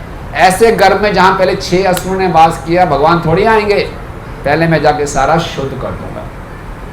प्राइम मिनिस्टर के आने से पहले बहुत सी सिक्योरिटी आती है, उसके सेक्रेटरी आते हैं, देखें सब कुछ ठीक है ना, तब भगवान तब प्राइम मिनिस्टर आएंगे। तो भगवान ने प्रकट होना है देवकी के गर्भ में, तो बलराम जी प्रकट हुए पहले देवकी के गर्भ में, सब कुछ ठीक है। लेकिन बलराम जी की सनातन माँ कौन है? उनकी माँ का नाम क्या है? रोहिणी। तो भगवान ने क्या किया? योग माया को बुलाया। भगवान की शक्ति है योग माया। हम देखते हैं जगन्नाथ, बलदेव, सुभद्रा। सुभद्रा जी कौन है? योग माया। उनको बुलाया कि आपके लिए एक सेवा है। क्या सेवा है? क्या करना है? देवकी के गर्भ से मेरे बड़े भाई को रोहिणी के गर्भ में डालना है। आज की साइंस ऐसा कर सकती है? एक स्त्री के गर्भ से गर्भ को हटा के दूसरी स्त्री के गर्भ में डाल दो, और ऐसे डालना, कोई ऑपरेशन ना करना पड़े, कोई एनेस्थीसिया ना करना पड़े, कोई खून ना बहे, कोई दर्द ना हो, चुपचाप कर देना, पता ना चले, हो जाएगा। छोटा सा काम है। भगवान की शक्तियाँ हैं, कुछ भी संभव है। तो क्या होता है? देवकी के गर्भ से वो स्थानांतरित कर देती है रोहिणी के गर्भ में। वसुदेव की 17 पत्नियां थी, उसमें से एक रोहिणी भी थी। रोहिणी पहले से गर्भवती थी, और कंस कहीं रोहिणी को नुकसान ना पहुंचाए, रोहिणी को मथुरा से गोकुल में भेज दिया गया था। तो रोहिणी पहले से गर्भवती थी, वो नंद महाराज के यहाँ पे थी, और योग माया ने क्या किया कि बलराम जी को देवकी के गर्भ से निकाल के रोहिणी के गर्भ में डाल दिया। और वहाँ पे कारागार में जो देवकी थी, उसको ऐसा लगा कि मेरा गर्भपात हो गया है। तो कंस को और कंफ्यूज करने के लिए, अब गर्भपात हो गया, अब जो 8वीं संतान है वो 7वीं मानी जाएगी कि 8वीं मानी जाएगी? कंस कंफ्यूज हो गया, थोड़ा इसको कंफ्यूज कर दिया कंस को। तो इस प्रकार से बलराम जी हमेशा भगवान की सेवा में लगे रहते हैं। और जब नंद महाराज के यहाँ, रोहिणी के यहाँ बलराम जी प्रकट हुए, कृष्ण भी प्रकट हुए, तो वहाँ पे फिर गर्ग आचार्य आए। गर्ग आचार्य यदुवंशियों के पुरोहित हैं। तो नंद महाराज बड़े खुश हुए, बोले आप आए हैं, मेरे बच्चों का नामकरण संस्कार करो। जब कोई मनुष्य जन्म लेता है, मनुष्य जीवन और पशु जीवन में अंतर बताया गया है कि मनुष्य जीवन में 10 प्रकार के संस्कार होते हैं, और ये संस्कार मनुष्य के जो बहुत ही, जिसे कहते हैं महत्वपूर्ण, उसके जो पहलू होते हैं जीवन के, उस पर ये संस्कार होते हैं। सबसे पहला संस्कार होता है गर्भाधान संस्कार। पुरुष और स्त्री जब संग करते हैं, वो भी एक संस्कार है। उसमें भगवान से प्रार्थना करके कि अच्छी जीवात्माओं को घर में आकर्षित कर सकें। फिर उसके बाद जब संतान पैदा होती है, जात संस्कार, उसके अंदर नामकरण संस्कार, फिर दीक्षा संस्कार, विवाह संस्कार, और अंत में होता है अंत्येष्टि संस्कार। ये मनुष्य जीवन, सभ्य मनुष्य जीवन के लिए है। आजकल कोई संस्कारों को करता नहीं है, लेकिन वैदिक संस्कृति में संस्कारों का बहुत महत्व है। तो नामकरण संस्कार होना चाहिए। तो नंद महाराज ने गर्ग मुनि से कहा कि आप संस्कार कीजिए। गर्ग मुनि ने कहा कि मैं यदुओं का पुरोहित हूँ, अगर किसी को मालूम चल गया मैंने आपके दोनों संतानों का संस्कार किया है, तो कंस को मालूम चल जाएगा और आपके बच्चों की जान खतरे में है। नंद महाराज ने बोला अगर कोई संत हमारे घर में आए तो उनका पूरा लाभ उठाना चाहिए, हम बहुत ही गोपनीय तरीके से संस्कार करेंगे। तो उनको गौशाला के अंदर ले गए, कोई किसी को नहीं बुलाया, बोले आप इनका संस्कार कीजिए। और फिर गर्ग मुनि ने सबसे पहले बलराम जी का संस्कार किया और उन्होंने सबसे बलराम जी को 3 नाम दिए। पहला नाम दिया राम।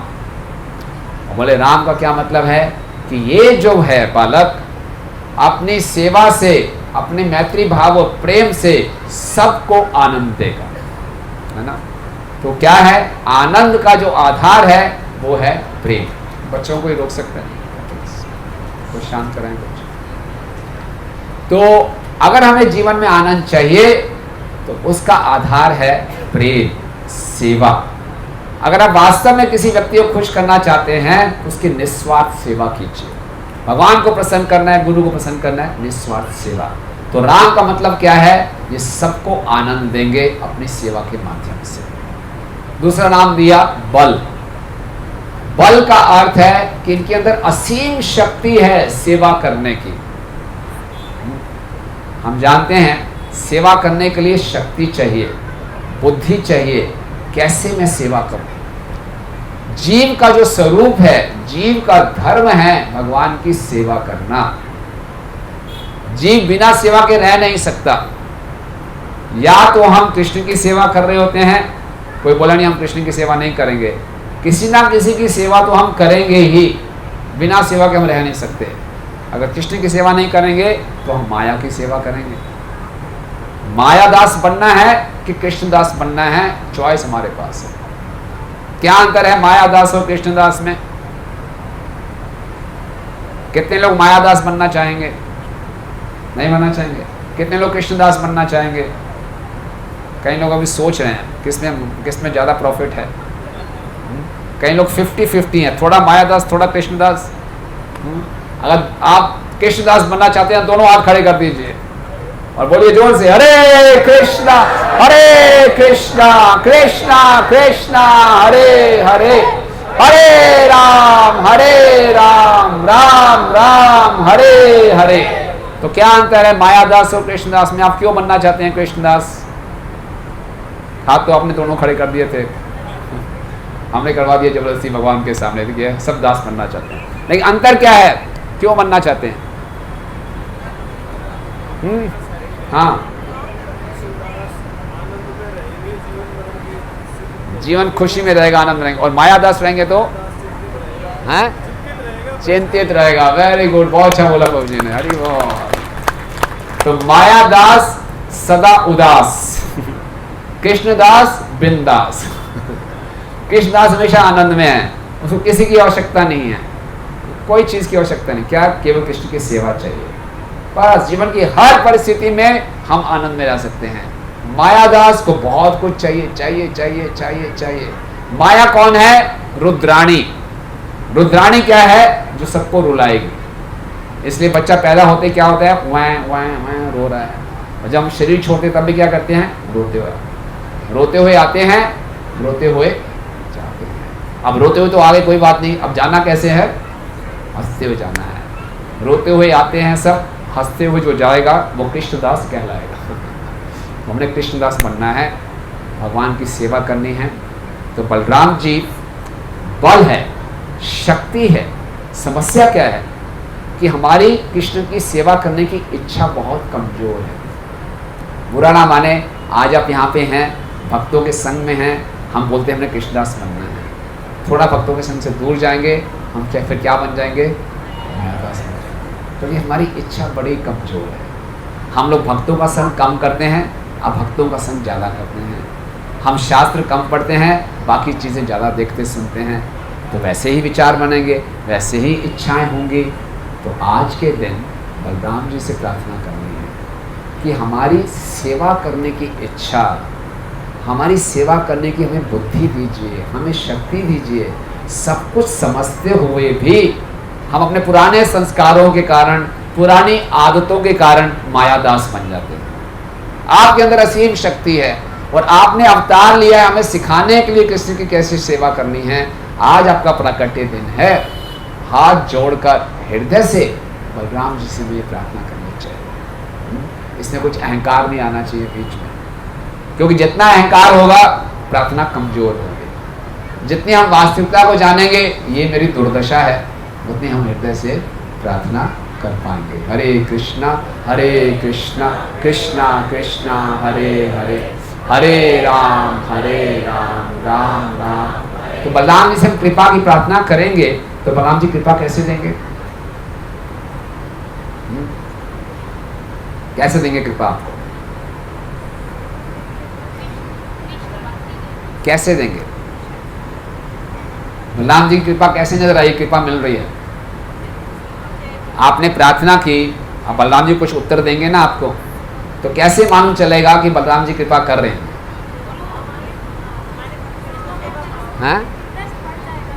हाँ, इंटरेस्ट कैसे बढ़ेगा?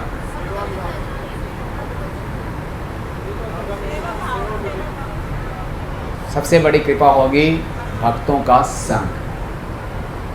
ये जो सेवा भगवान की कैसे करनी है, इसका प्रशिक्षण भक्तों के संग से मिलता है।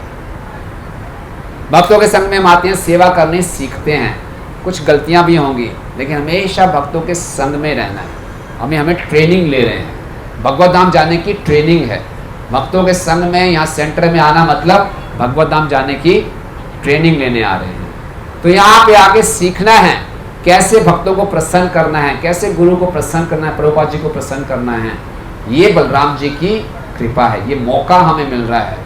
और कई लोग साधु संतों के पास जाते हैं, बोले थोड़ी कृपा करो। प्रभुपाद जी के पास एक भक्त आए, व्यक्ति आए, मारवाड़ी थे, स्वामी जी कृपा चाहिए, कृपा चाहिए। प्रभुपाद कहते हैं मेरी कृपा क्या है? मेरे आदेश, मेरी इंस्ट्रक्शंस। कोई भक्त हमें आदेश देता है, इंस्ट्रक्शंस देता है, वो कृपा है। अगर उन इंस्ट्रक्शंस को हम पकड़ लें और अपना जीवन उन इंस्ट्रक्शन के अनुसार चलाएं तो हम भगवत धाम जाएंगे। ये कृपा एक रस्सी की तरह है, हम अंधे कुएं में पड़े हैं, इसी रस्सी को पकड़ के हम अंधे कुएं से बाहर आ सकते हैं। तो इंस्ट्रक्शंस कैसे मालूम चलेंगी? प्रभुपाद की पुस्तकों को पढ़ के, भक्तों के संग में हमने शास्त्रों को पढ़ना है, समझना है, तब मालूम चलेगा मेरी वास्तविक स्थिति क्या है और मुझे कहाँ पहुँचना है। लंबा रास्ता है, लेकिन हिम्मत से इसको हम तय कर सकते हैं भक्तों के संग में। तो ये प्रार्थना बलराम जी से करनी है। आपने मुझे भक्तों का संग दिया, अब मुझे शक्ति दीजिए, बुद्धि दीजिए कि मैं भक्तों के संग में अच्छा प्रशिक्षण प्राप्त कर सकूं और आपको और कृष्ण को प्रसन्न कर सकूं। तो भगवान जी का एक नाम था, पहला क्या नाम था? राम। दूसरा क्या नाम है? बल, क्योंकि इनमें असीम शक्ति है। और तीसरा नाम दिया उनको संकर्षण। संकर्षण क्यों दिया? क्योंकि इनको कर्षित किया गया। कहां से? देवकी के गर्भ से रोहिणी के गर्भ में। कर्षण दूसरा मतलब क्या है? इनके आयुध क्या है? हल। ये खेती करते हैं, कर्षण करेंगे, हमारे हृदय में खेती करेंगे। अभी हमारा हृदय किसके समान है? बंजर भूमि के समान है, इसमें भक्ति का बीज नहीं उग रहा। तो भक्ति के बीज को उगाने के लिए इस हृदय को उपजाऊ बनाना पड़ेगा। कैसे उपजाऊ बनेगा? बलराम जी अपना हल चलाएंगे। कैसे चलाएंगे बलराम जी अपना हल? ओपन हार्ट सर्जरी होगी, क्या होगा? हल कैसे चलाएंगे बलराम जी? कितने लोग चाहते हैं बलराम जी आपके हृदय में हल चलाएं, आपके हृदय को उपजाऊ बना दें, भक्ति का बीज आ जाए? कितने लोग चाहेंगे? ट्रैक्टर नहीं चलेगा, हल चलेगा। तो क्या है हल, वो कैसे चलेगा? भक्तों के संग में। हाँ, भक्तों के संग से हम एक प्रमाणिक गुरु की शरण में जाएंगे, और जो गुरु हैं वो हमारे हृदय में अपने आदेश देके हल चलाते हैं बलराम जी का। फिर हमारा हृदय उपजाऊ बनेगा, फिर उसमें भक्ति का बीज डालेंगे। वो जो भक्ति का बीज पनपेगा तो भक्ति प्रकट होगी, तब हम कृष्ण की बांसुरी सुन पाएंगे। बिना भक्ति आए हम कृष्ण की बांसुरी नहीं सुन पाएंगे, राधा कृष्ण के प्रेम को समझ नहीं पाएंगे। मनुष्य जनमा पाया राधा कृष्ण ना भजिया, जानिया सुनिया विष खाइनो। हमारे वैष्णव ठाकुर बोल रहे हैं, नरोत्तम दास ठाकुर जी, मनुष्य जीवन प्राप्त करके राधा कृष्ण को नहीं समझा, जानते बूझते विष खा रहे हैं। और राधा कृष्ण को समझना इतना आसान नहीं है। जब तक बलराम जी की कृपा नहीं होगी, बलराम जी के प्रतिनिधि गुरु की कृपा नहीं होगी, वो हृदय को उपजाऊ नहीं बनाएंगे, राधा कृष्ण की भक्ति हृदय में नहीं आएगी। तो तीन नाम। पहला नाम क्या था? राम। उसका अर्थ क्या है? आनंद कैसे देंगे? प्रेम और सेवा से। दूसरा नाम क्या है? बल। बल क्यों दिया नाम उनको? असीम शक्ति है सेवा करने की। और तीसरा नाम क्या है?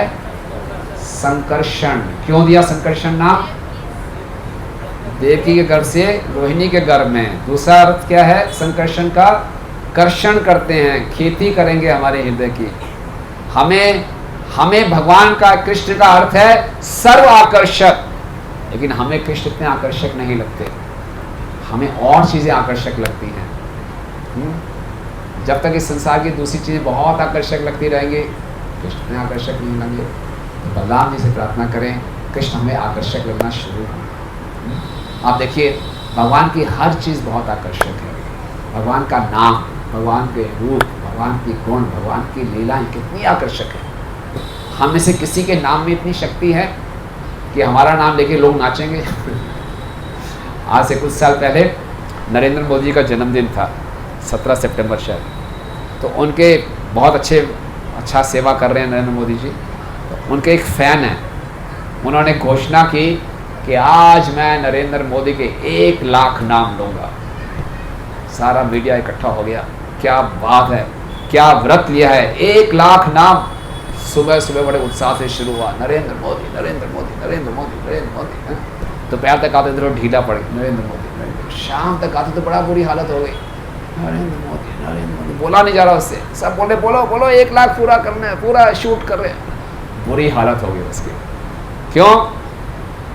आम व्यक्ति के नाम और नामी में अंतर है, लेकिन जब हम कृष्ण का नाम लेते हैं, कृष्ण और उनके नाम में कोई अंतर नहीं है। बलराम जी और उनके नाम में कोई अंतर नहीं है। हमें लगा ये लीला है कि भगवान का नामकरण हुआ, नहीं। नाम क्या होता है? जैसे इसको हम क्या बोलेंगे? एक बॉटल बोलेंगे, नहीं? बॉटल है। किसी चीज को हम देखते हैं अपनी इंद्रियों से, अपने मन से, तो उसको कुछ संज्ञा देते हैं, कुछ शब्द से उसको इंगित करते हैं। आपको समझाना है किसी को भी एक ऐसी चीज होती है तो क्या बताओगे? इसको बॉटल क्या देते हैं ना, इसको मेज कहेंगे, टेबल कहेंगे, एक पेड़ दिया, इसको कंप्यूटर कहेंगे, कुछ भी नाम दे दिया, सबको बता दिया इसका नाम आज से कंप्यूटर है, तो एक दूसरे को हम समझ गए। तो यहाँ पे संसार में किसी चीज को समझने के लिए उसको एक संज्ञा दी जाती है, एक शब्द दिया जाता है। लेकिन भगवान को नाम ऐसा नहीं है, क्योंकि इस संसार में तो चीजें बदलती रहती हैं। भगवान का जो नाम है वो नित्य है। भगवान का नाम भगवान के साथ ही प्रकट होता है। तो भगवान का नाम हमेशा ही बलराम है, संकर्षण है। ये तो लीला में हम बता रहे हैं कि उनका नाम रखा गया। भगवान का नाम ऐसा नहीं कि आज से नाम रखा, 5000 वर्ष पूर्व नाम रखा, नहीं। नित्य नाम है कृष्ण, नित्य नाम है बलराम। ठीक है? तो इसीलिए इस संसार में अब चीज़ें बदल रही हैं। जब चीज़ें बदलती हैं तो हमें क्या देती हैं? वो चिंता देती हैं। हमारी नौकरी बदल जाए, हमारा घर बदले, गाड़ी बदले, कोई भी चीज़ बदलती है वो क्या देती है? हमें एंग्जाइटी देती है, चिंता देती है, भय देती है, आगे क्या होगा। इसलिए संसार हर व्यक्ति भयभीत है, डिप्रेशन में, क्या होने वाला आगे पता नहीं, क्योंकि हर चीज़ बदल रही है और जो चीज़ मिल भी गई वो हाथ से निकल जाएगी। लेकिन इस बदलते हुए संसार में अगर हम एक ऐसी चीज़ का सहारा ले लें जो कि सनातन है, जो कभी नहीं बदलता, तो हम इस बदलते हुए संसार में भी क्या रहेंगे? शांत रहेंगे, आनंद में रहेंगे। और वो क्या है? भगवान का नाम। हरे कृष्णा कृष्णा कृष्णा हरे हरे, हरे राम राम राम हरे हरे। तो इस प्रकार से बलराम जी की बहुत सुंदर सुंदर लीलाएं हैं। समय हो गया, हम यहीं पे विश्राम देंगे। और आगे बहुत सी लीलाएं हैं, कैसे भगवान ने, बलराम जी ने और कृष्ण ने, जैसे थोड़ा सा और बता देते हैं आपको। पिछले युग, बलराम जी ही पिछले युग में राम के भाई बन के आए थे, लक्ष्मण। जब लक्ष्मण बन के आए थे तो लक्ष्मण ने बहुत सेवा की भगवान राम और सीता की, आप जानते ही हैं। 14 वर्षों तक जब भगवान वनवास में थे, लक्ष्मण जी सोए नहीं थे, सोए नहीं, सेवा करते रहे। और जब इतनी सेवा की, उन्होंने सोच लिया अगली बारी जब भगवान अवतार लेंगे, मैं छोटा भाई बन के नहीं आऊँगा, मैं बड़ा भाई बन के आऊँगा। क्यों? बोले बड़े भाई की बात हमेशा माननी पड़ती है, और ये उल्टी सीधी सेवाएं देते हैं। क्या उल्टी सीधी सेवाएं? सीता मैया की अग्नि परीक्षा करवाई, सीता मैया को बोला वाल्मीकि के आश्रम में छोड़ के आओ। लक्ष्मण को बड़ा दुख हो रहा था, क्या सेवाएं दे रहे हो। और सीता मैया से सुनना पड़ा, उल्टी सीधी बातें, मेरे चरित्र में बातें सुनी, मैं चुप रहा, सुनना पड़ा। अब नहीं, अब मैं अगली बारी बड़ा भाई बन के आऊँगा, मैं आदेश दूंगा कृष्ण को, मेरी माननी पड़ेगी। ठीक है, बड़े भाई बन के आ जाओ। लेकिन हुआ क्या, तब भी इनको कृष्ण के ही सुने। एकला ईश्वरा कृष्ण आर सब भृत्य, कृष्ण है। क्या हुआ, जैसे कि बलराम जी के शिष्य दुर्योधन, तो दुर्योधन, बलराम जी की इच्छा थी अपनी बहन सुभद्रा का विवाह मैं कर दूंगा दुर्योधन से। वसुदेव की भी इच्छा नहीं थी, देवकी की भी इच्छा नहीं थी, कृष्ण की तो बिल्कुल इच्छा नहीं थी। कृष्ण चाहते थे इनका विवाह अर्जुन से हो जाए। तो अर्जुन एक बारी भ्रमण कर रहे थे, लंबी कथा है, महाभारत की कथा आती है। पांचों पांडवों की एक ही पत्नी है द्रौपदी। तो नारद मुनि ने उनको आपको बताया, आप भाइयों में प्रेम बना रहे तो कोई एक सिस्टम बना लो। एक पत्नी के होने कारण पांचों भाइयों में लड़ाई झगड़ा हो सकता है। तो पांचों भाइयों ने एक सिस्टम बना लिया कि बारी बारी से हम द्रौपदी के साथ रहेंगे, और जब हम द्रौपदी के साथ रह रहे हैं कोई दूसरा भाई उसमें हस्तक्षेप नहीं करेगा, कोई करेगा तो उसको 1 साल के लिए वनवास जाना पड़ेगा। सबने मिलकर एग्रीमेंट किया। तो एक बारी द्रौपदी युधिष्ठिर के साथ थी, एक ब्राह्मण आया रोते हुए, बचाओ बचाओ बचाओ, मेरी गाय पे आक्रमण हो रहा है, मेरी गाय की रक्षा करो। अर्जुन के पास आया, अर्जुन बोलते अभी रक्षा करता हूँ। देखा मेरा गांडीव कहाँ है, वो गांडीव तो उस कक्ष में है जहाँ द्रौपदी युधिष्ठिर के साथ है। बोले कोई बात नहीं, मैं 1 साल के लिए वनवास चला जाऊँगा, लेकिन गाय की रक्षा करनी है। तो क्या किया उन्होंने, सर नीचा करके फटाफट कमरे में गए, गांडी उठा के गए, उसकी गाय की रक्षा की, वापस आए, दूसरे से हाथ जोड़ा, आप मुझे आज्ञा दीजिए, मैं 1 साल के लिए वनवास जा रहा हूँ। विष्णु बोला कोई दिक्कत नहीं है, तुम मेरे पुत्र के समान हो, पुत्र माता पिता के कक्ष में आ सकता है, कोई आवश्यकता नहीं जाने की। बोले नहीं नहीं नहीं, जो एग्रीमेंट हुआ है, समझौता हुआ, उसके अनुसार चलेंगे, मैं 1 साल के लिए वनवास जा रहा हूँ। तो चले गए। जब वनवास में घूम रहे थे, भ्रमण कर रहे थे, तो द्वारका में गए और उनको मालूम चला कि सुभद्रा का विवाह दुर्योधन से होने वाला है। तो उनकी इच्छा थी कि मैं सुभद्रा से विवाह करूँ। तो अर्जुन ने क्या किया, एक सन्यासी का वेश धारण कर दिया। चतुर्मास का टाइम था, सन्यासी बन के वहाँ रहे। चतुर्मास समाप्त होने लगा तो बलराम जी ने उनको निमंत्रण दिया, आप आइए हमारे यहाँ भोजन कीजिए। बिल्कुल बड़े सन्यासी बन के बलराम जी पहचान ही नहीं पाए। और बलराम जी ने बहुत उनकी आवभगत की, और फिर उनको सर्व करने के लिए सुभद्रा भी आई। तो अर्जुन ने सुभद्रा को देखा, मतलब इनसे विवाह करने उनकी इच्छा हुई, सुभद्रा भी उनसे आकर्षित हो गई। तो ठीक है, बलराम जी को पता ही नहीं चला। और फिर क्या हुआ कि एक चतुर्मास के बाद एक उत्सव हुआ करता था कि भगवान जागे हैं तो एक रथ यात्रा निकाली जाए। तो सुभद्रा भी गई। कृष्ण को भी मालूम था कि सुभद्रा अर्जुन से आकर्षित है, अर्जुन भी सुभद्रा से आकर्षित है। तो समय पे जब सुभद्रा अपना रथ लेके बाहर आ रही है, अर्जुन वहाँ पर आए सन्यासी के वेश में, और उस रथ से सुभद्रा का अपहरण कर लिया। जब बलराम जी को ये मालूम चला, बड़ा क्रोध आया, बोले अभी अर्जुन को सबक सिखाता हूँ। तब कृष्ण उनके पाँव पकड़ गए, नहीं नहीं भैया ऐसा मत करो, देखो देखो देखो रथ कौन चला रहा था, सुभद्रा ही चला रही थी, सुभद्रा की भी इच्छा है अर्जुन से विवाह करने की, पाँव पकड़ लिए। ठीक है, कृष्ण कह रहे हैं छोड़ देते हैं। तो उन्होंने मान लिया। यानी कि कृष्ण हमेशा अपनी बात मनवा लेते थे बलराम जी से, बड़े भाई बन के भी आए, क्योंकि वो पूर्ण रूप से उनके जीवन का एक ही उद्देश्य था कि मैंने कृष्ण को आनंद देना है। बलराम जी सेवक भगवान हैं, आदि दास हैं, और आज हम उनसे हाथ जोड़कर हृदय से प्रार्थना करें कि हमारे हृदय में ये सेवा की भावना उत्पन्न हो, और हमारे हृदय में जो कमजोरियां हैं जिनके कारण हम सेवा से विमुख हो जाते हैं, कृष्ण से विमुख हुए हैं, हम कृष्ण के प्रति उन्मुख हो जाएं। मेरे में अपनी शक्ति नहीं है कि अपने आप को 180 डिग्री घुमा लूँ। अभी मैं अपनी पीठ कृष्ण की तरफ करके बैठा हूँ, अब मुझे घूमना है, पूरा अपना मुख कृष्ण की ओर करना है। तो इसलिए केवल बलराम जी के प्रतिनिधि श्रील प्रभुपाद जो प्रमाणिक गुरु हैं, उनके आदेशों का वैष्णवों के संग में आके मैं अच्छे ढंग से प्रशिक्षण लूँ, ताकि धीरे धीरे धीरे मैं कृष्ण के प्रति विमुख से क्या हो जाऊँ, उन्मुख हो जाऊँ, और अपने जीवन को सफल बना पाऊँ। ये केवल उनकी कृपा से ही संभव है। बलराम पूर्णिमा महोत्सव की, बलराम जी की, श्रील प्रभुपाद की, गौर प्रेमानंदे। और आप सब भक्तों का बहुत बहुत धन्यवाद। आपने 3 दिन बड़ा उत्साह बनाए रखा और ध्यान से कथा सुनी। और हम प्रार्थना करते हैं कृष्ण बलराम जी के चरणों में कि इस कथा के श्रवण और कीर्तन से हम सबको लाभ हो, हम उनकी कृपा को आकर्षित कर सकें। हरे कृष्ण। किसी कोई प्रश्न है या टिप्पणी है बता सकते हैं। क्वेश्चंस? हरे कृष्ण प्रभु जी, अभी तक तो हमने बलराम जी को आदि गुरु के रूप में प्रभु जी ने बताया था। आज आपने बताया कि वो आदि दास हैं, तो आदि दास और आदि गुरु वो दोनों कैसे हो सकते हैं? हाँ, गुरु का मतलब ही है दास। गुरु सबसे बड़े दास हैं। गुरु का मतलब ये नहीं है कि हम रोब जमाएंगे आपको। हमारे गुरु हैं वो हमारे सबसे बड़े दास हैं। क्या दास हैं? वो हमारी सेवा कर रहे हैं। हम भगवान से विमुख हैं, हमें भगवान के प्रति उन्मुख करने का प्रयास कर रहे हैं। गुरु हमें कितना सहन करते हैं। हमारे जो वरिष्ठ वैष्णव हैं वो हमें बहुत सहन करते हैं, हमारी गलतियों को सहन करते हैं, हमें प्रशिक्षण देते हैं, हमारे लिए अपने जीवन में सारा बदलाव लाते हैं, कष्ट सहते हैं ताकि हमारे जीवन में कुछ खुशी आए, कुछ भक्ति आए। तो सबसे बड़ी सेवा तो गुरु कर रहे हैं, तो सबसे बड़े दास। ठीक है ना? मीन्स वो हमारे लिए तो गुरु हैं और भगवान जी के लिए दास है। ये नहीं, वो सबके हमारे लिए हमारी भी सेवा कर रहे हैं।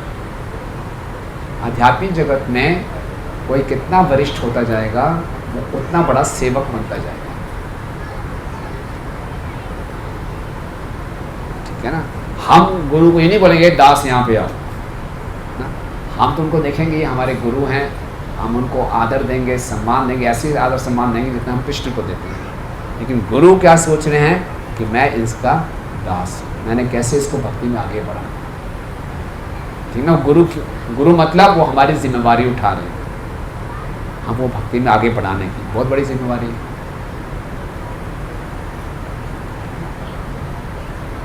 और कोई किसी का प्रश्न?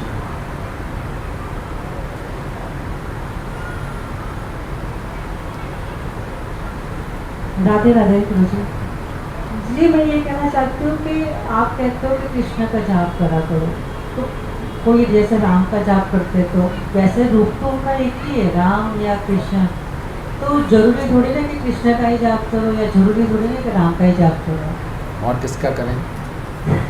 मैं वैसे राम का जाप करती कोई हूँ। बात नहीं। देखिए, आपकी बात सही है। भगवान के अनंत नाम हैं और भगवान ने अपने हर एक नाम में अपनी शक्तियाँ डाल रखी हैं, तो हम कौन से नाम को चुनें? तो हमें जो भी भक्ति करनी है वो शास्त्रों के अनुसार करनी है। ठीक है? समय कम है हमारे पास, अपने एक्सपेरिमेंट ना करें। चलो ये नाम जप करके देखते हैं कैसा लगता है, चलो ये नाम जप करके देखते हैं कैसा लगता है। ये एक्सपेरिमेंट करने वाली चीज़ नहीं है। हमें देखना है कि भगवान अपने बारे में कहाँ बताते हैं, शास्त्रों में बताते हैं। तो सभी शास्त्रों का निर्णय है कि इस कलयुग के लिए महामंत्र सबसे ज़्यादा उपयुक्त है। इति षोडशम नामनम कली कल्मष नाशनम सर्ववेदेषु नातो परोतरूपाय दृश्यते। ये जो 16 शब्दों का नाम है, ये सारी कली के क्लेशों का नाश करने वाला है। सारे वैदिक शास्त्रों में इससे बढ़कर और कोई उपाय नहीं है। तो 16 शब्दों का नाम क्या है? हरे कृष्णा कृष्णा कृष्णा हरे हरे, हरे राम राम राम। और इसमें राम का भी नाम है ना? राम का भी नाम है, कृष्ण का भी नाम है। इसमें कोई लाभ ही लाभ है इसमें, इसका जप कीजिए। और नाम की महिमा बताई गई है। जैसे बताया गया है कई अवतार हैं, भगवान के कई रूप हैं, लेकिन सबका उनका जो मुख्य स्तोत्र कौन है? क्या बताया था आपको? सारे अवतार कहाँ से निकले हैं? कृष्ण से। ओके, अवतारी हैं। तो बताया गया अगर आप 1000 विष्णु के नाम लेते हैं तो एक राम के नाम के बराबर होता है, और अगर आप 3 राम के नाम लेते हैं तो एक कृष्ण नाम के बराबर होता है। तो आप गणित की दृष्टि से भी देखेंगे तो कृष्ण नाम में ही फायदा ज़्यादा ज़्यादा फ़ायदा उठाओ। समय कम है, शक्ति कम है, ज़्यादा फ़ायदा उठाओ। तो जो शास्त्रों में रिकमेंड किया गया उसको लो, आगे बढ़े। और किसी का प्रश्न?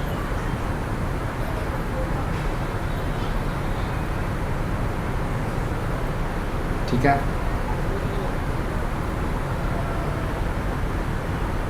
प्रश्न है किसी का? आपसे प्रश्न पूछिए। आपको हमने समझाया तत्व के विषय में, देखो आपको कितना समझ में आया।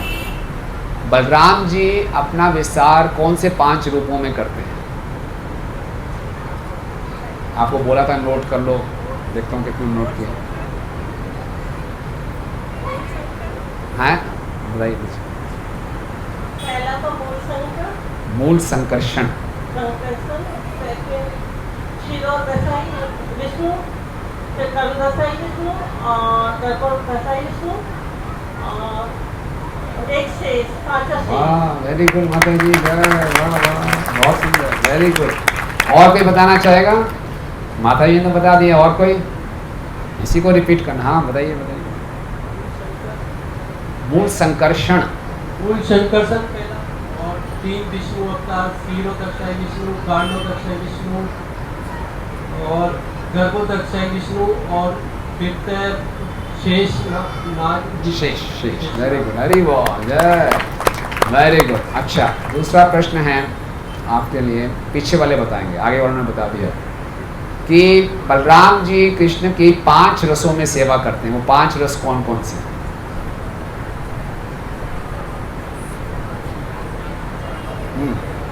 पीछे से कुछ बताएंगे, यहाँ बैठे वहाँ बैठे, जो बैठे हैं इधर वो बताएंगे 5 रस कौन कौन से हैं। यस माता जी, यस वेरी गुड, माइक लीजिए माता। शांत रस, दास्य रस, सख्य रस, वात्सल्य रस, वेरी गुड वेरी गुड, माधुर्य रस। वाह वाह वाह, अच्छा खुशी हो रही है, चलो कुछ आप इंसान, गुड। और गर्ग मुनि जी ने बलराम जी को 3 नाम कौन कौन से दिए? ये तो बड़ा आसान है, ये नहीं पीछे पीछे, हाँ पीछे दिए। पहला नाम दिया राम, हाँ दूसरा बल, हाँ और तीसरा संकर्षण। वेरी गुड, अब इन तीनों के अर्थ कौन बताएगा? अभी तक किसी ना बताया। यस यस दीजिए इनको, वेरी गुड। हरे कृष्ण प्रभु जी। हाँ, नाम का अर्थ है आनंद, जो आनंद देते हैं। जो आनंद देते हैं। और बल, बल नाम दिया, बल ताकत, कौन सी ताकत? भक्ति की ताकत, सेवा करने की सेवा की शक्ति। ताकत। हाँ और हाँ तीसरा संकर्षण, हाँ, वो एक माता के गर्भ से दूसरे माता, कौन के सी गर्भ- माता, कौन सी बताओ भाई? रेवती माता के हैं? गर्भ से, रेवती। हाँ, रेवाड़ी से हैं आप।